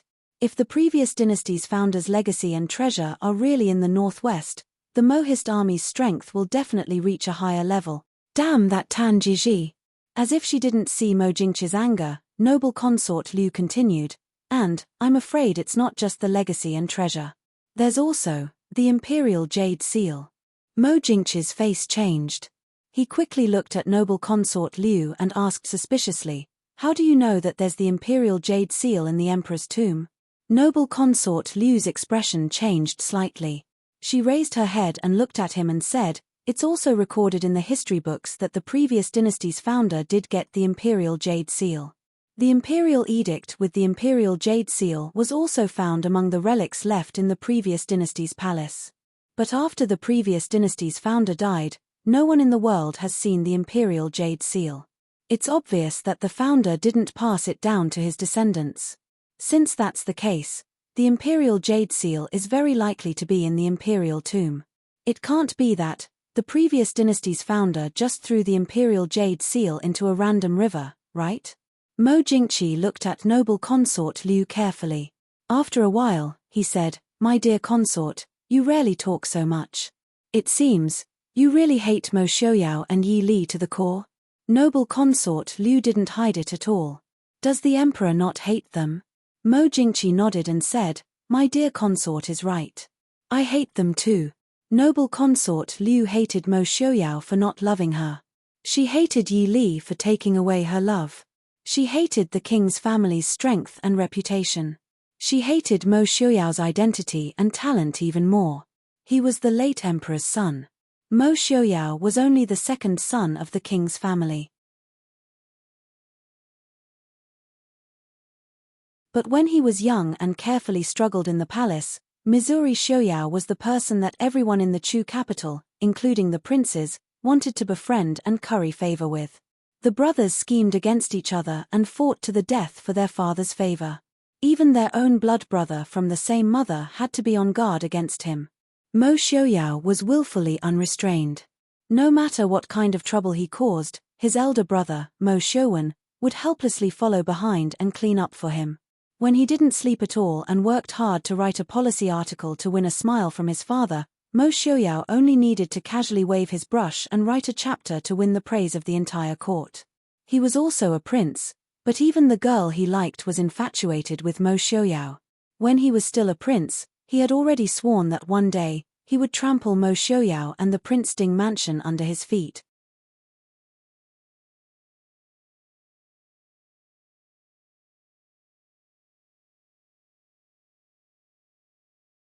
Chapter 430.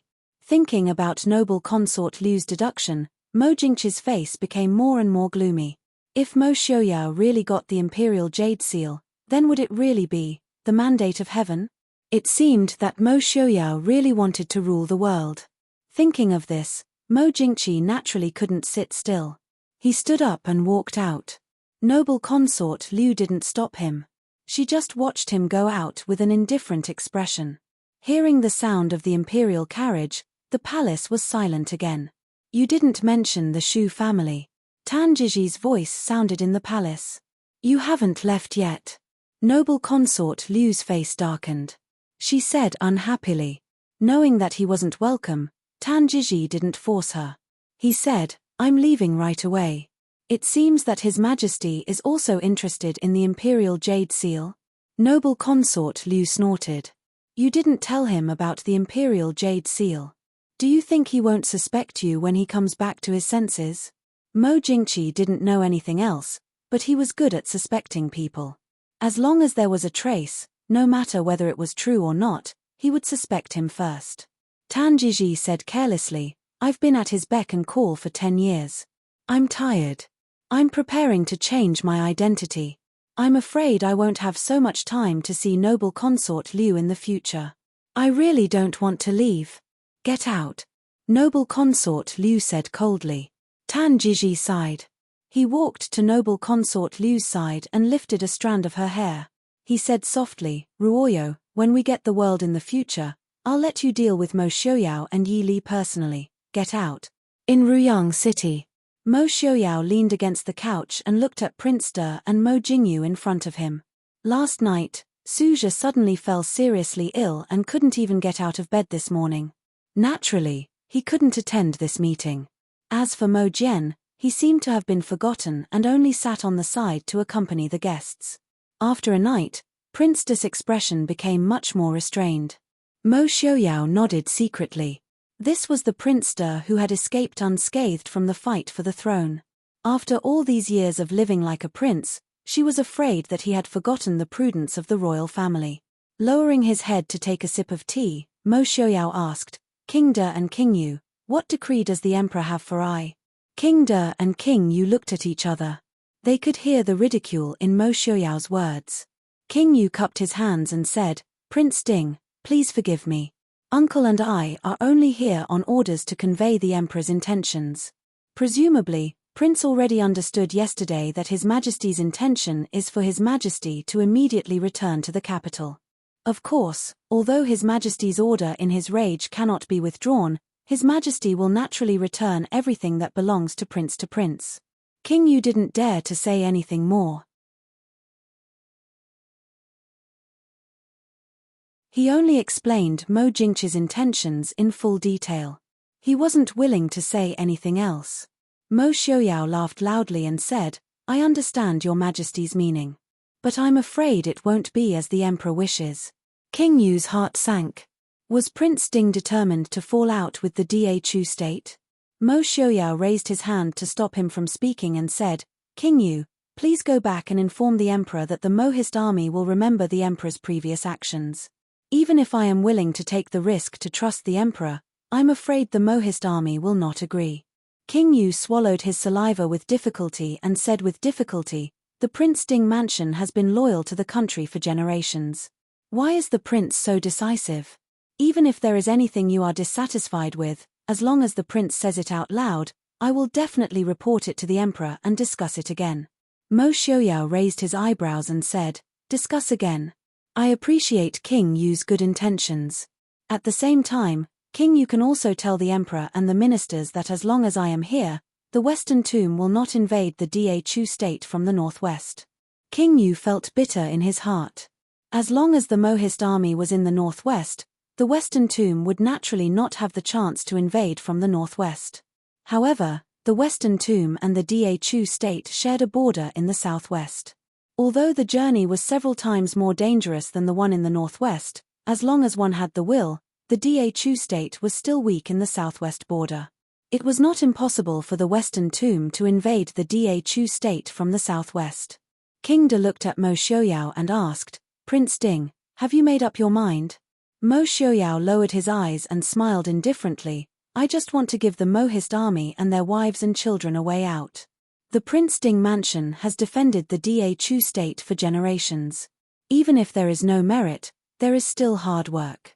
I can't let the Prince Ding mansion end here right? If that's the case, how can I face my royal father, elder brother, and the ancestors of the Prince Ding mansion in the future? King De was silent for a long time, then nodded and said, all right, I and King Yu can't persuade you. We have already passed on the Emperor's decree, so we won't say anything else. I only hope that Prince Ding will not forget that the men of the Ding mansion and the Mohist army are still citizens of the Da Chu state. Mo Xiaoyao smiled without saying a word. After ordering people to send King De and King Yu back to the guest courtyard to rest, Yi Li walked out from behind while holding onto the girl's hand. She smiled faintly and said, after not seeing you for one night, King De has changed quite a bit. Mo Xiaoyao stood up to support her. He waved his hand to dismiss the girl and said, to be able to return safely from the hands of the previous emperor for so many years, King De is also an old fox who has cultivated to become a spirit. It's just that he's been a little too complacent these past few years. He thinks that just because Mo Jingqi calls him imperial uncle, he really respects him like an uncle. She didn't know that Mo Jingqi hated those old officials and elders who suppressed him the most. He didn't need to be instigated. As long as there was a chance, Mo Jingqi wanted to kill them. Now that he has taken out his righteous words to persuade even if I don't give him face, I still have to let them safely return to the Chu capital. Slowly sitting down, Yi Li recalled the performance of the two princes just now. If it was said that he was a lobbyist for Mo Jingqi, he would lack some persuasiveness. He only said what Mo Jingqi meant, and then gave Mo Xiaoyao a few sentences. It was obvious that neither of them wanted to really anger Mo Xiaoyao. Yi Li smiled faintly and said, you originally planned to let them go back.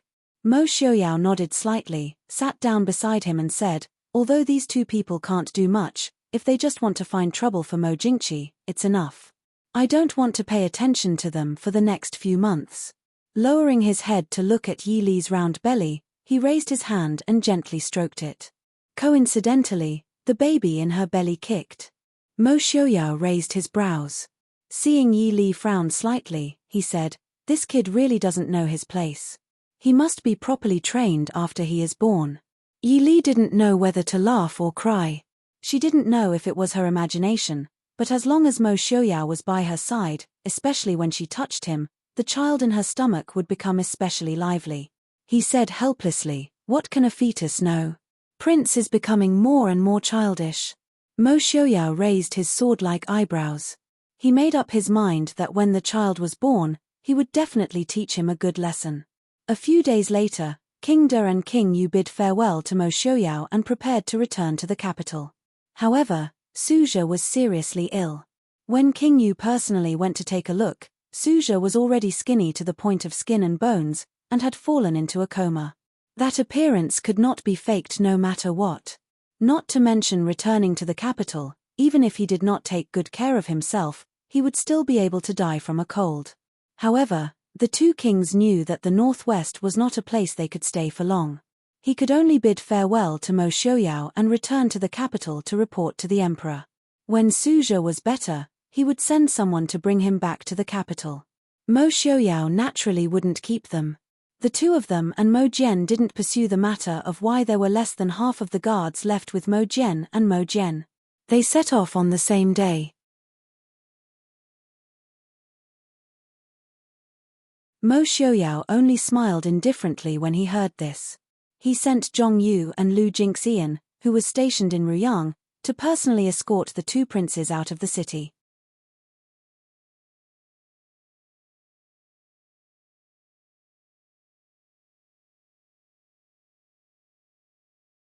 Chapter 431. In the dim dungeon, Mo Xiaoyao sat on a chair and lazily looked at the middle-aged man who was tied to a wooden stake and covered in blood. He raised his eyebrows and smiled. Deputy Commander of the Imperial Guards. The Emperor's trusted aide and favorite general, Xue Chengliang. And the Empress Dowager's nephew, the Emperor's cousin. Mo Jingqi is really willing to spend a lot of money to send you to the northwest. The man raised his head and looked at the man in white with white hair. His eyes flashed with a trace of panic. In a dark and dirty place like the dungeon, this kind of white color made people's heart feel even more cold. Mo Xiaoyao didn't care and smiled indifferently. I heard that Commander Xue is known as the #1 expert in the palace and your martial arts are only slightly worse than Mu Qingzang's. After so many years, you've only been a deputy commander of the Imperial Guards. It's really a waste of talent. Xue Chengliang suddenly raised his head. He didn't have any fame in the capital and had been an unremarkable deputy commander of the Imperial Guards for so many years. He didn't expect Mo Xiaoyao to have investigated him so thoroughly. Mo Xiaoyao leaned back in his chair and looked at him from the corner of his eyes. After entering my Ruyang city, Commander Xue shouldn't be thinking that you can safely leave, right? I won't let people torture you. I reckon that torture is useless to you. Do you plan to say it yourself or do you want I to think of a way to make you say it? Xue Chengliang sneered. Does Ruyang city belong to the prince? Does this world belong to the king? Does the king think that Ruyang is yours just because you've occupied it? I really didn't expect that the Ding imperial residence would produce a rebel. I don't know if Mo Lanyun and Mo Liufang will be able to face the great ancestor and the late emperor in the underworld. Mo Xiaoyao didn't care about his cursing. His eyes were as cold as snow. I didn't expect Commander Xue to be such a loyal and patriotic person. I really admire him. However, I don't know if Commander Xue's confidant and the young master who was born not long ago are also loyal and patriotic people.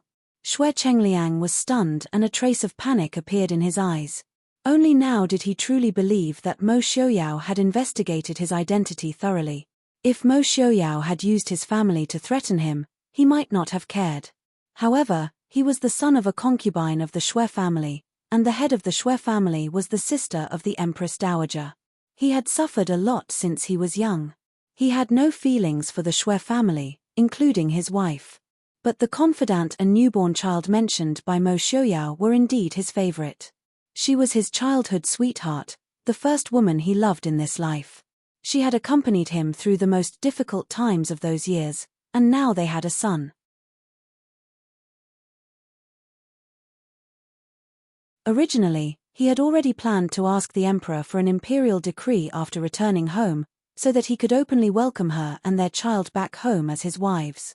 Seeing Xue Chengliang's expression change, Mo Xiaoyao smiled in satisfaction and raised his hand to move his fingers. Behind him, Qin Feng took out a portrait and unfolded it before handing it to Xue Chengliang. Xue Chengliang's originally green face immediately paled.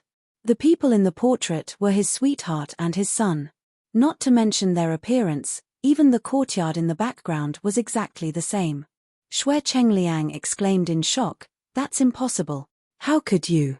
Mo Xiaoyao's smile was cold and emotionless. "I truly didn't know that Commander Xue would grace the Northwest with his presence. But I never said that I would never return to the Chu capital. Since that's the case, we naturally need to properly investigate what kind of people are at His Majesty's side." Ever since the incident with Tan Jiji, Mo Xiaoyao had ordered Tianyi Pavilion and the Shadow Guard to thoroughly investigate Mo Jingqi's side. Although they couldn't be certain that they had uncovered all of Mo Jingqi's hidden pawns, they had still gained some results. "What do you want?" Xue Chengliang asked in a hoarse voice. Mo Xiaoyao stood up and said, "Commander Xue has been at His Majesty's side since he was 15, so you must know a lot. Don't worry, you can slowly think about it. In less than a month, I guarantee that Commander Xue's family will be reunited.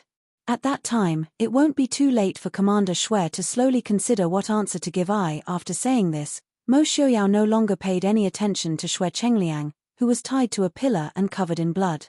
He turned and walked out of the prison cell. Behind him, Xue Chengliang roared angrily, "Mo Xiaoyao, you're not allowed to hurt them." "Oh right, Commander Xue, please don't think of committing suicide or anything stupid. I don't have a rule of not killing women and children, or do you want your son to suffer in your place? Mo Xiaoyao, you'll die a horrible death." Xue Chengliang looked at the man in front of him with white robes and hair as white as snow, as if he was looking at a demon or a ghost. "Die a horrible death?" Mo Xiaoyao snorted, "I have already died more than 10 times. I may not be afraid of death, but Commander Xue, are you afraid?" Xue Chengliang was speechless. Was he afraid of death? Of course he was. He had suffered countless hardships since he was young, and now that he finally had his own family and his own child, how could he not be afraid of death? Suzhi woke up 5 days after De Wang and Yu Wang left. Hearing Mo Xiaoyao say that the second king had already left with his men, Suzhi was stunned for a moment. He looked at Mo Xiaoyao and shook his head. "Why is your highness doing this?"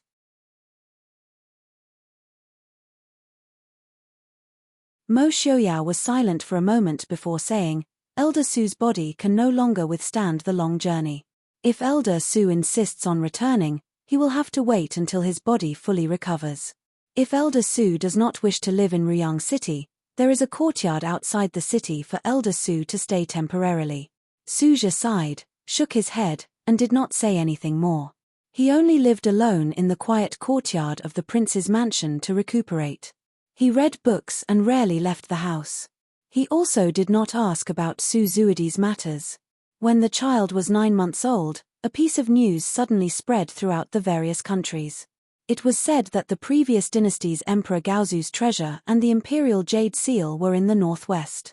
The previous dynasty's Emperor Gaozu was considered to be an even more legendary figure than the Da Chu state's great ancestor. It was said that he had once obtained the Golden City's treasure, which was only recorded in unofficial history. It was said that it was a city built with gold. It could be imagined how rich the Emperor Gaozu's family was if this rumor was true. Not to mention the imperial jade seal that caused the nobles of the various countries to scramble for it. As soon as this news came out, there were immediately signs of various people moving about in the northwest, causing the originally calm situation in the northwest to immediately become tense. Yi Li's belly was getting bigger and bigger. After 9 months, the child could be born at any time. Mo Xiaoyao had already sent people to choose servants and midwives to stay in the mansion at any time.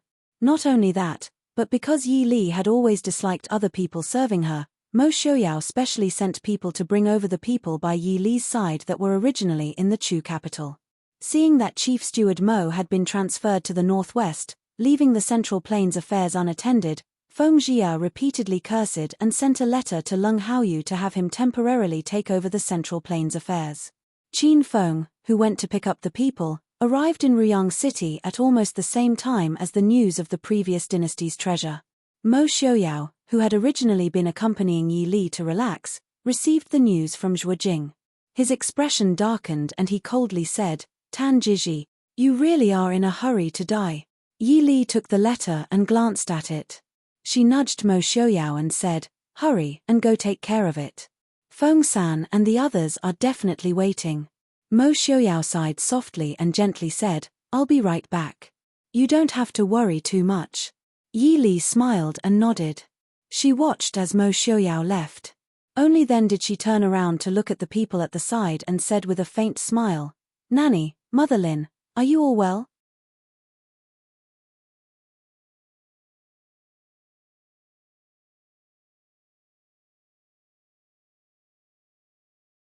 Chapter 432. The two mamas were already in tears. If it wasn't for the fact that Mo Xiaoyao had been present, they would have already thrown themselves in front of Yi Li and cried, "Miss Wang Fei, we old servants thought we would never see you again." Qing Shuang and the others also crowded around Yi Li, crying and laughing as they spoke. For a moment, the room was very lively. Yi Li smiled as she looked at them. In the blink of an eye, they had not seen each other for a year.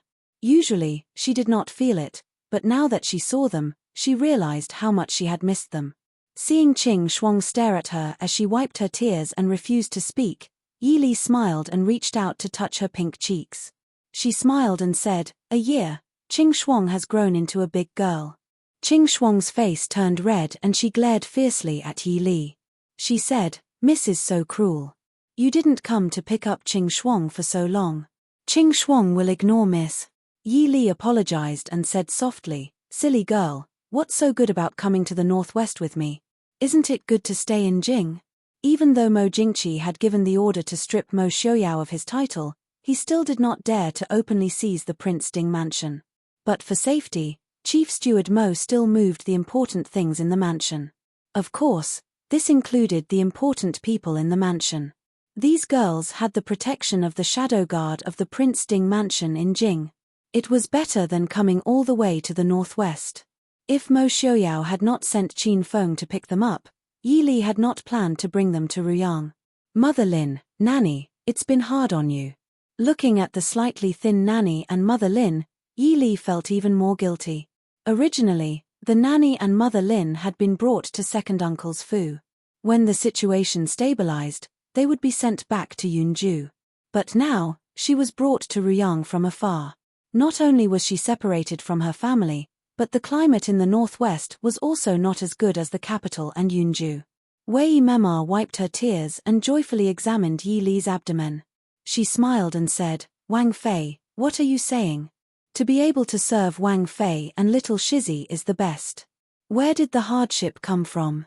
This year, Wang Fei, so many things have happened in Jing that we have not been able to eat or sleep well after hearing about them. It's a pity that we are so far away that we don't know anything." Lin Mema nodded her head and said, "That's right. Now that I can see Wang Fei give birth to Ping An and the little Shizzy, this old servant will be able to answer to young Miss in the future."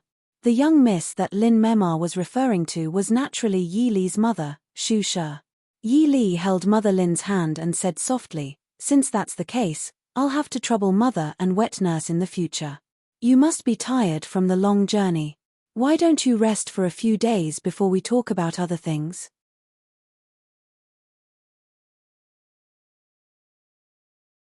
Although Mother Lin and the wet nurse were reluctant to part, they were indeed not young anymore. The bumpy journey was indeed not light. They could only let the servants take them to rest. The young Yahuan also had tired expressions, but their spirits were unusually good. They surrounded Yi Li and chattered endlessly with curiosity and joy. With great difficulty, Yi Li finally managed to calm them down and let the servants take them to rest. Seeing the hall quiet down again, Yi Li smiled and said to Qin Feng, who was standing at the side, "It hasn't been so lively in a long time. I'm not used to it." Qin Feng smiled faintly and said, "Wang Fei doesn't like people to serve her, and the people by her side don't dare to disturb Wang Fei. But these girls have been with Wang Fei for a long time and are very close to Wang Fei." Yi Li nodded and changed her mind to ask about proper matters. On the way back, "Did you hear any news?" Qin Feng nodded and said, "When we were close to the northwest, we did hear some rumors. But we didn't take the official roads on the way back, so there wasn't any important news. It's just that the news of the previous dynasty's treasure may have first spread from the capital, but it didn't come from the capital." Yi Li nodded. Qin Feng and the others hadn't been slow on the way back. When he left the capital, he hadn't heard the news, but when he arrived in the northwest, it had already spread to the entire world. This news naturally didn't come from the capital. There were probably people secretly spreading it everywhere. Snorting softly, Yi Li sneered and said, "The prince is right. Tan Jiji is indeed in a hurry to die." The baby in Yi Li's stomach seemed to have sensed its mother's anger. Yi Li only felt 2 kicks in her stomach. She frowned and smiled helplessly as she reached out to comfort the baby. This child was very lively even in the womb. It would definitely be a mischievous little brat in the future. Qin Feng looked awkwardly at Yi Li. He wanted to say something but stopped. Yi Li smiled at him and said, "If you have something to say, just say it." "Is Commander Qin shy?" Qin Feng's handsome face reddened slightly. Yi Li smiled in surprise and said, "Could it be that I guessed correctly? Has Commander Qin encountered some luck with women this time?" Qin Feng smiled helplessly and said, "Princess, don't tease this subordinate. It's just that this subordinate saved someone on the road and brought her back to Ruyang without Princess's permission." "Princess, please punish me." "Saved someone? Could it be an old acquaintance?" Yi Li asked with a raised brow. Qin Feng nodded and said, "It's Miss Yaoji. Does Princess still remember?" Of course Yi Li remembered. Holding her stomach and sitting steadily, Yi Li asked, "What happened? Tell me from the beginning." Only then did Qin Feng tell her everything from the beginning.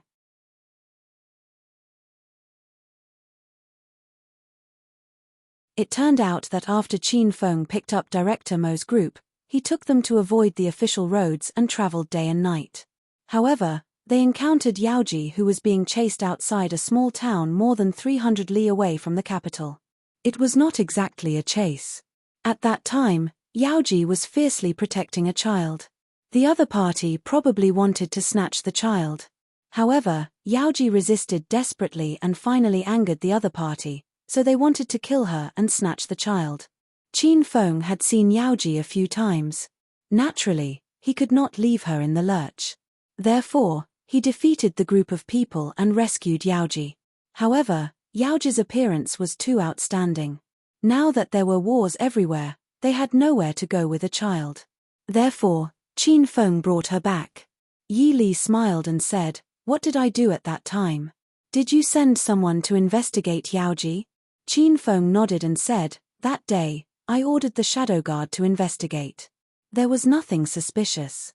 Yi Li nodded and said, "You have always been reliable. Yaoji is also an old acquaintance, so you brought her back. But have you thought about how to settle her down?" Qin Feng was a little distressed.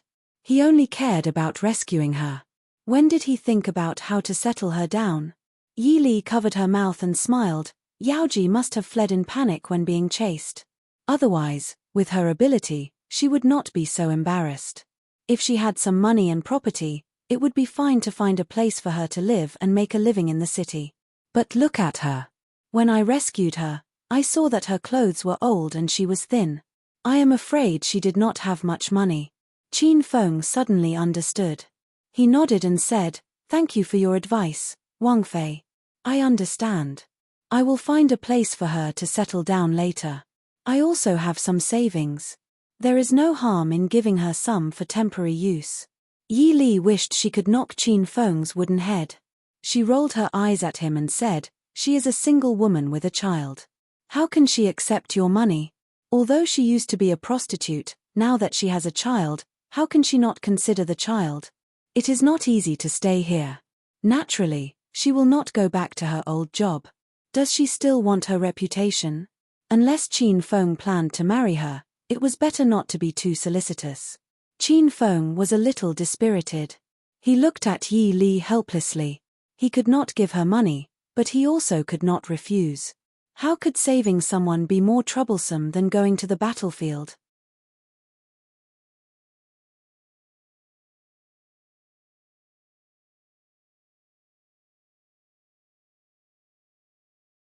Chapter 433.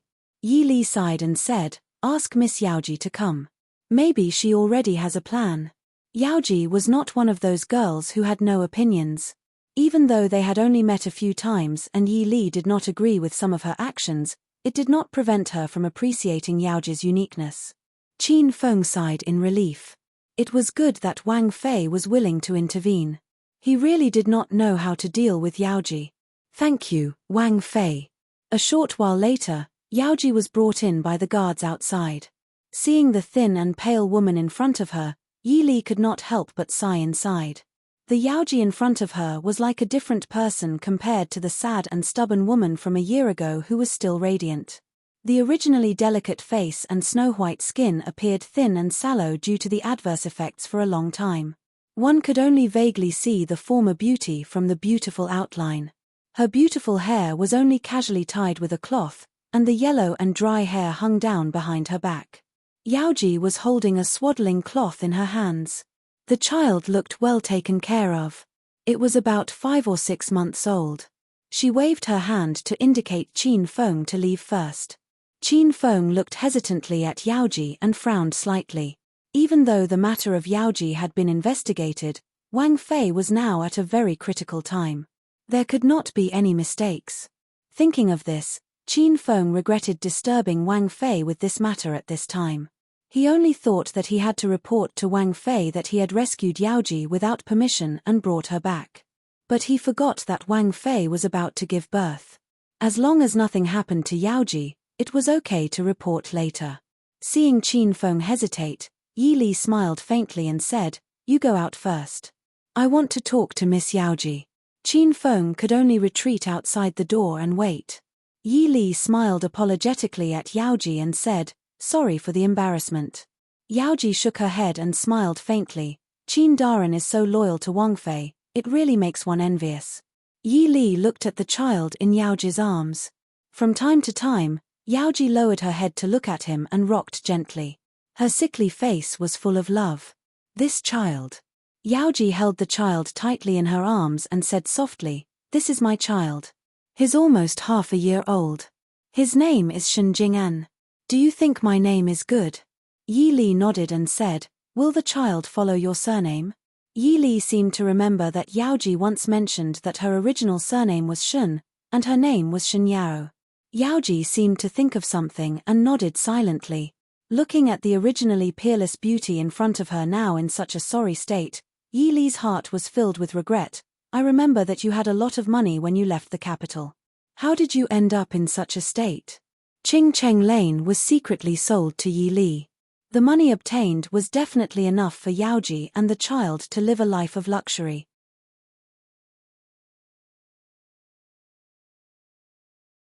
Yaoji smiled bitterly and gently stroked the sleeping child, saying, "Yaoji is conceited and doesn't lose to anyone.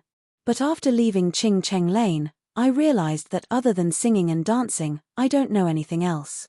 Although I hate the identity of a courtesan, this identity has allowed me to live freely these years. Otherwise, I'm afraid that I would have been brought back to be a concubine. Originally, I thought that although Muyang and I couldn't have a happy ending, at least we could part on good terms. Who knew? Originally, after Yaoji left the capital, because she was already 3 months pregnant, she could only find a remote place near the capital to stay and wait for the child to be born before she set off for the future to start anew. Unexpectedly, several villages near the town where she temporarily lived belonged to Marquis Muyang's family. Among them, a steward recognized Yaoji's identity and reported it to Marquis Muyang. At that time, Yaoji's belly was already 6 months pregnant. Muyang was following Yi Li to fight in the northwest and hadn't returned. Although Marquis Muyang looked down on Yaoji's identity, at that time, the war in the northwest was a crisis. Marquis Muyang was afraid that something might happen to her son, so she didn't want to abort Yaoji's child. She just asked her family to keep an eye on Yaoji. With Yaoji's intelligence, how could she not guess that no matter whether Muyang could come back or not, the day the child was born would be the day she died. So she had to bribe the guards with her money and wait for an opportunity to escape, but she was caught and brought back. Marquis Muyang's family took all of Yaoji's money and didn't leave her even half a copper coin. When they came back, Yaoji was about to give birth. Fortunately, the woman in charge of taking care of Yaoji was soft-hearted and secretly reported to Muyang. When Muyang arrived, it was the day Yaoji gave birth. If Muyang didn't come quickly and break into the delivery room, Yaoji would have died of a hemorrhage that day. After that, because of Muyang's insistence, Yaoji and the child were settled in a courtyard in Marquis Muyang's mansion. Then Muyang married Miss Sunday. Yaoji rested for a few days. When Muyang came to see her and the child, she asked Marquis Muyang's mansion to return her money and then she would leave with the child. But Muyang didn't agree no matter what, and Marquis Muyang's family didn't admit that they took Yaoji's money at all. Yaoji was so angry that she almost fainted. She had saved up for so many years and Yi Li didn't treat her badly when she sold Qingcheng Lane. Not counting the jewelry and treasures, only the banknotes were worth more than 200,000 taels. In order to prevent Yaoji from taking the money and trying to escape, Muyang acquiesced to his maternal family's statement. In this way, Yaoji couldn't even take out half a copper coin, let alone bribing the guards of the courtyard to escape.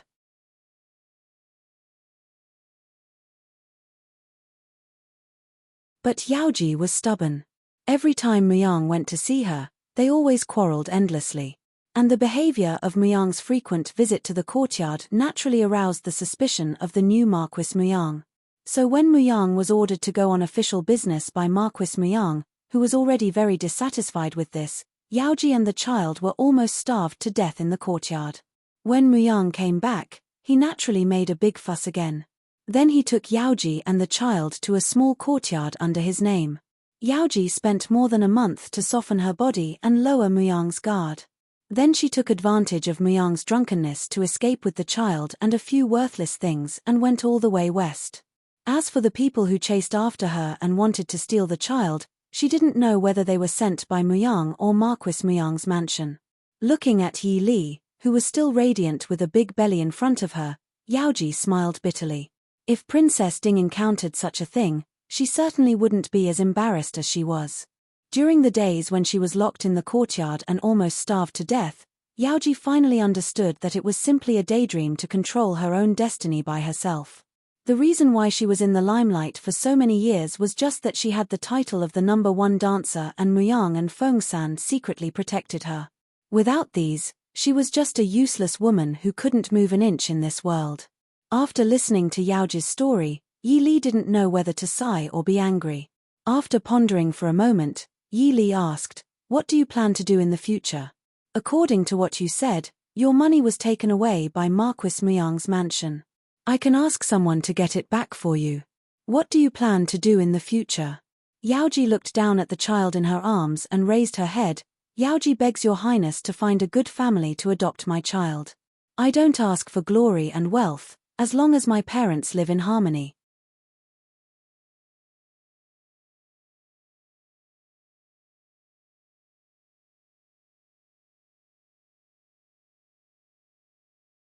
Chapter 434. Yi Li frowned and asked in confusion, "What are you doing? If you don't want this child, why did you bring him out? If he stays in Marquis Muyang's mansion, Muyang won't mistreat the child because of your relationship." Yaoji smiled bitterly and looked at Yi Li. "I've heard about Princess's family. Princess, as the legitimate daughter of a noble family, is mistreated by her stepmother. Not to mention my son. Miss Sun wants to kill my son. How much can Muyang care about him? Besides, having a mother who used to be a dancer is not a matter of honor. Yaoji just wants him to be safe and sound for the rest of his life." Yi Li was a little embarrassed. She lowered her head and thought, "It's not convenient for me to do things now. Why don't you live in Ruyang City now and think about your future plans? If you insist, I'll find a good family for the child.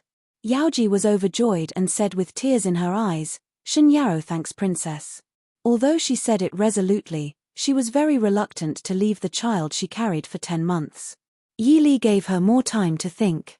Although she had made up her mind, it was always good to be with the child for a while. She ordered Qin Feng to take Yaoji out. When Yi Li was thinking about Yaoji with her head down, Mo Xiaoyao strolled in. Seeing Yi Li frowning, Mo Xiaoyao quickly sat beside her and checked, "Why are you unhappy? Are you not feeling well?"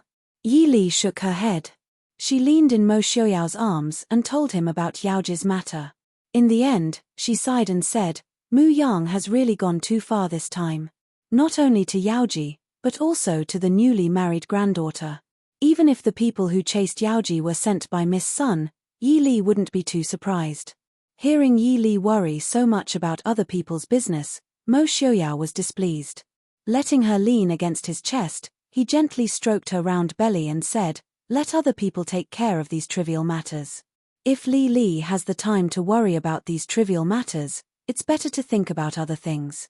Yi Li looked up at him with a smile and said, "What are you thinking about? Have you thought of a name for the baby?" Mo Xiaoyao frowned. "Is it so troublesome to come up with a name?" Yi Li's lips twitched. She looked at the jealous man and smiled. "Baby Mo?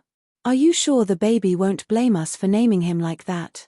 As long as she thought of a handsome young man or middle-aged man who looked like Mo Xiaoyao staring at baby Mo, she couldn't help but laugh. Mo Xiaoyao raised his eyebrows and said, "Does he dare?" Yi Li nodded seriously and said, "Believe me, he really dares. As long as it was a man with such a name, he wouldn't be able to resist offending his superiors." Mo Xiaoyao snorted and said, "Then let's call him Mo Xiaobao." Yi Li rolled her eyes. She decided not to talk about this issue with him for the time being.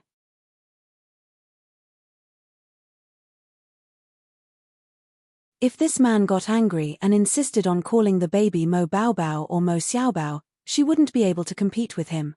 In any case, there was still time to name the baby before he turned 1 year old. Otherwise, she could ask grandfather and uncle to name him. She calmly changed the topic and asked, "How is the matter of the previous dynasty's treasure? Why did it come back so soon?" Mo Xiaoyao casually said, "Wasn't it all Tan Jiji's doing? Did he think he could escape after causing trouble for I?" Yi Li asked curiously, "What did you do?" Mo Xiaoyao lightly said, "Of course I told his true identity to our emperor. It was also a show of loyalty to the Da Chu state." Yi Li raised her eyebrows and said, "When Tan Jiji left the northwest, he should have been prepared for his identity to be exposed, right?" Mo Xiaoyao coldly smiled and said, "What if he added the imperial jade seal? Would anyone believe that the imperial jade seal is on him?" Yi Li asked. "There will be people who will believe it. When we return, send the shadow guard to kill Tan Jiji. There's no need to kill him. Just make him hand over the imperial jade seal." Mo Xiaoyao indifferently said. Yi Li understood and smiled. Even the Ding Palace was chasing after Tan Jiji for the imperial jade seal. Then those who were interested in the imperial jade seal would naturally have to think twice. As for who to believe, that was a matter of opinion. Mo Xiaoyao hugged Yi Li and lazily rubbed against her shoulder, saying, "Yi Li doesn't need to care about these trivial matters now. As long as baby Li is safely born, everything will be fine. Quickly get rid of this annoying brat. Then Yi Li would be his alone. Don't call him baby Mo. It doesn't sound nice." Yi Li seriously argued for her son's rights. Mo Xiaoyao indifferently changed his words, "Mo Xiaobao." Yi Li facepalmed and looked at the man's stubborn handsome face. She sighed, "Pet name." Mo Xiaoyao lightly snorted and didn't say anything. When the pet name was more famous than the official name, was there any difference between the official name and pet name? As a result, the handsome and famous future young master of the Prince Ding mansion had a pet name that he would never be able to get rid of in his entire life. When Qin Feng returned to the Chu capital this time, he didn't only bring back Yi Li's servants and chief steward Mo. He also brought back the Imperial Guard's deputy commander's beloved concubine and son. Xue Chengliang, who had been stubbornly refusing to say anything, couldn't hold back anymore when he saw the delicate and beautiful beloved concubine and the smart and adorable son who was 2 years old. He didn't even need to be punished. He directly confessed. In the dungeon, Mo Xiaoyao was still calmly and leisurely sitting on the large soft couch, coldly watching the family reunion in front of him. Feng Zhiyao and Qin Feng stood behind him and watched.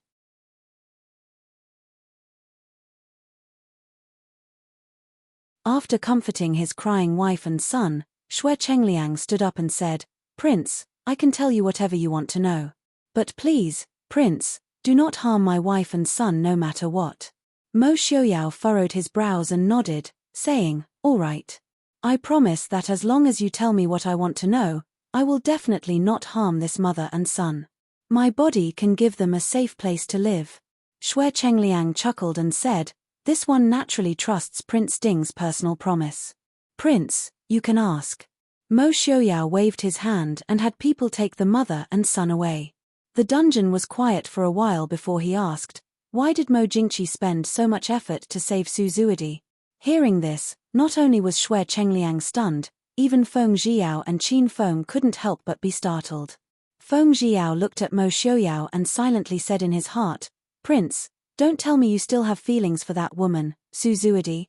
It was probably because Feng Zhiyao's expression was too explicit that Mo Xiaoyao coldly glanced at him. Feng Zhiyao instantly felt a chill run down his spine. He lightly coughed and adjusted his expression, looking at Xue Chengliang with a serious expression. Xue Chengliang was very surprised by this question. His expression changed as he looked at Mo Xiaoyao's cold and calm expression. After a moment of silence, he said, "The Emperor and Su Zuidi have known each other since they were young. When the Emperor just ascended the throne, he mentioned to Su Daren that he wanted to take Su Xiaojie into the palace as a concubine, but was rejected by Su Daren." Mo Xiaoyao raised his eyes and said indifferently, "You want to tell I that the Emperor still has feelings for Su Zuidi and that's why he sent so many people to save her?" Xue Chengliang was silent. He also understood how absurd this answer was.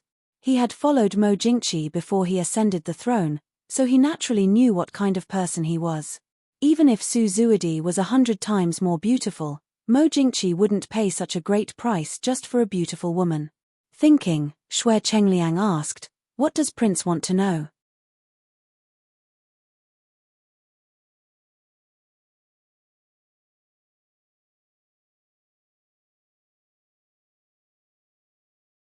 Chapter 435.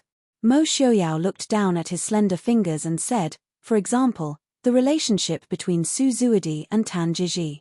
Xue Chengliang frowned. Tan Jizhi suddenly appeared by the Emperor's side 10 years ago. The Emperor values his intelligence and sees him as a think tank. As for his relationship with Miss Su, I don't know, but they know each other. Tan Jizhi's real identity is the orphan of the previous dynasty's imperial family. Or, you can tell why Mo Jingqi trusts him so much. This, Commander Xue doesn't know, right? Hearing this, Xue Chengliang's face changed. He stared at Mo Xiaoyao in shock without realizing it. Mo Xiaoyao gave a cold snort, his sword-like eyebrows slightly raised as he said coldly, "Feng-san, bring that child in for this prince." Xue Chengliang was startled as he hurriedly said, "No, Prince, please let that child go. I'll tell you everything you want to know." Mo Xiaoyao nodded with satisfaction. "Very good, Su Zuidi is in Ai's hands. But in these 2 months, countless people have come. Tan Jizhi wants to kill, the Emperor wants to save. I don't know when a woman became so important. Maybe you can give I an answer." Xue Chengliang's face was as white as paper. He looked at the tightly shut prison door. His wife and son were outside. If he said anything wrong, they would be consigned to eternal damnation. Weakly closing his eyes, Xue Chengliang finally opened his mouth and said, "I don't know much. I only remember that I took something from Miss Su under the Emperor's orders and handed it to Tan Jizhi." Mo Xiaoyao narrowed his eyes. "What is it?" Xue Chengliang said, "I don't know. It's just, the thing was taken from the Prince Ding mansion. After that, Tan Jizhi went to the northern tribes alone. A month later, the previous Prince Ding and the Mohist army were defeated at the border of the northern tribes. So I guess, there is a connection." After saying this, Xue Chengliang fell to the ground as if he had lost all his strength. Although he wasn't a good person, he wasn't really a heartless and inhumane person. After the incident at the Prince Ding mansion, he had a vague feeling that these things would come back one day, but he did not expect that he would have to wait for 10 years. The prison cell was completely silent. Only the crackling of the burning firewood could be heard from time to time. Mo Xiaoyao lowered his eyes as he sat on the soft couch. A few strands of silver hair hung by his ears, making it impossible for others to see his expression. However, Feng Jiao and Qin Feng, who were standing behind him, could clearly see a few strands of silver threads moving even though there was no wind. The powerful and oppressive pressure made the two of them unconsciously take a few steps back. Both of them turned their heads at the same time and saw a look of disbelief on each other's faces.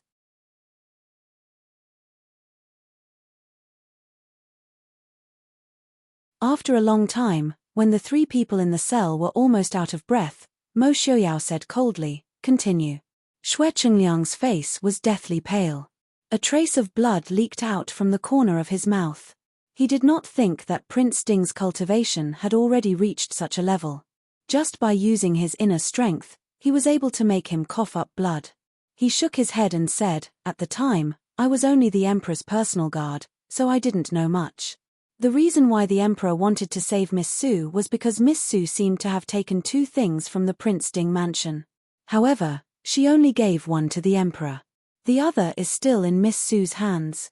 As for the other things, I don't know." "Prince," Feng Jiao carefully called out. The silent Mo Xiaoyao was far more terrifying than when he was angry. Even though he knew logically that Mo Xiaoyao would not do anything to them, but Feng Jiao sighed. He quietly clenched his slightly trembling fingers in his sleeves. "Qin Feng, take Su Zuidi. I don't care what method you use. I don't care how you do it. Make her spit out the answer today." Qin Feng's heart trembled. He nodded and said, "This subordinate obeys." Feng Jiao frowned with some worry. "Prince, Su Zuidi's mouth is not ordinarily hard. What if? Then let her die." Mo Xiaoyao said angrily, "If you can't get the answer, send out all the Qi Lin. Capture all of Mo Jingqi's trusted aides. I don't believe that no one else knows about this. This subordinate obeys." Qin Feng nodded. He turned around and ran out of the prison without looking back. "Prince." Feng Jiao only felt a bitter taste in his throat. He did not know what to say. The news that Xue Chengliang spat out was really too shocking. Just as he was in a difficult situation, there was a series of footsteps outside the door. Then he heard Director Mo's joyful voice, "Prince. Reporting to Prince, Wang Fei is about to give birth." Mo Xiaoyao was stunned. He suddenly stood up. Feng Jiao only saw a white shadow flash in front of him. Mo Xiaoyao's figure was already gone from the prison cell. Bang! The soft bed that was originally fine instantly exploded into pieces, turning into a pile of debris. Looking at the pile of debris in front of him and Xue Chengliang, who was covered in wounds from the splashing wood shavings, Feng Jiao said indifferently, "Commander Xue can be at ease here. Wang Fei is about to give birth to a son. If Prince is in a good mood, he may have a chance to live." Xue Chengliang smiled bitterly. He looked at Feng Jiao and said, "Thank you for your comfort, young Master Feng-san. That year, I had been panting for several years. I always felt that this day would come. I have no way to live. My wife and children are innocent. I only ask that Prince can let them live." Feng Jiao was silent. What Xue Chengliang had said was too shocking.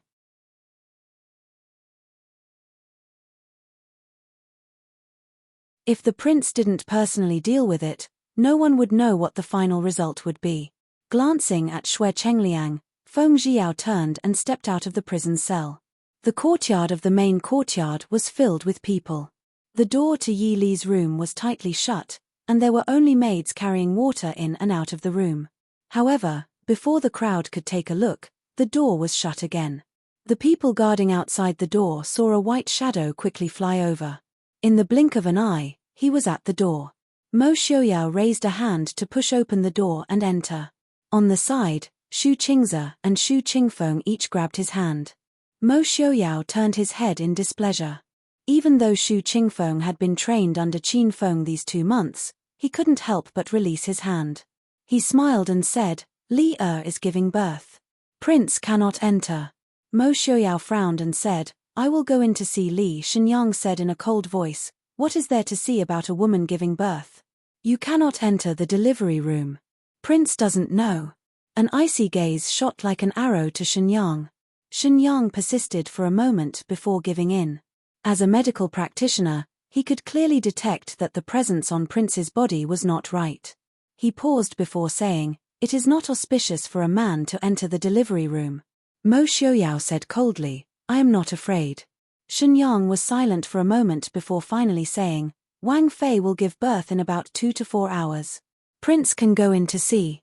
Mo Xiaoyao gave a light snort before turning to push open the door and walk in. Outside the door, Shu Qingyang said in dissatisfaction, Mr. Shen, why can Prince go in but you won't let us? Shenyang silently wiped his sweat and said, because if I refuse, Prince will immediately kill me. Compared to rules, his life was more important. When Mo Xiaoyao entered, Mother Lin, who was guarding the door, stilled. She hurriedly said, why did Prince come in? Without waiting for her to finish, Mo Xiaoyao said, I will go see Li and will leave in a moment. You're tuning in to the Dreamy Chapters YouTube channel. We're so grateful for your support and don't forget to subscribe to join us on this incredible journey through captivating stories. Your generosity through donations truly makes a world of difference, as it's the primary source of revenue that allows me to expand and enhance this channel for you. Thank you from the bottom of my heart for being a part of this adventure.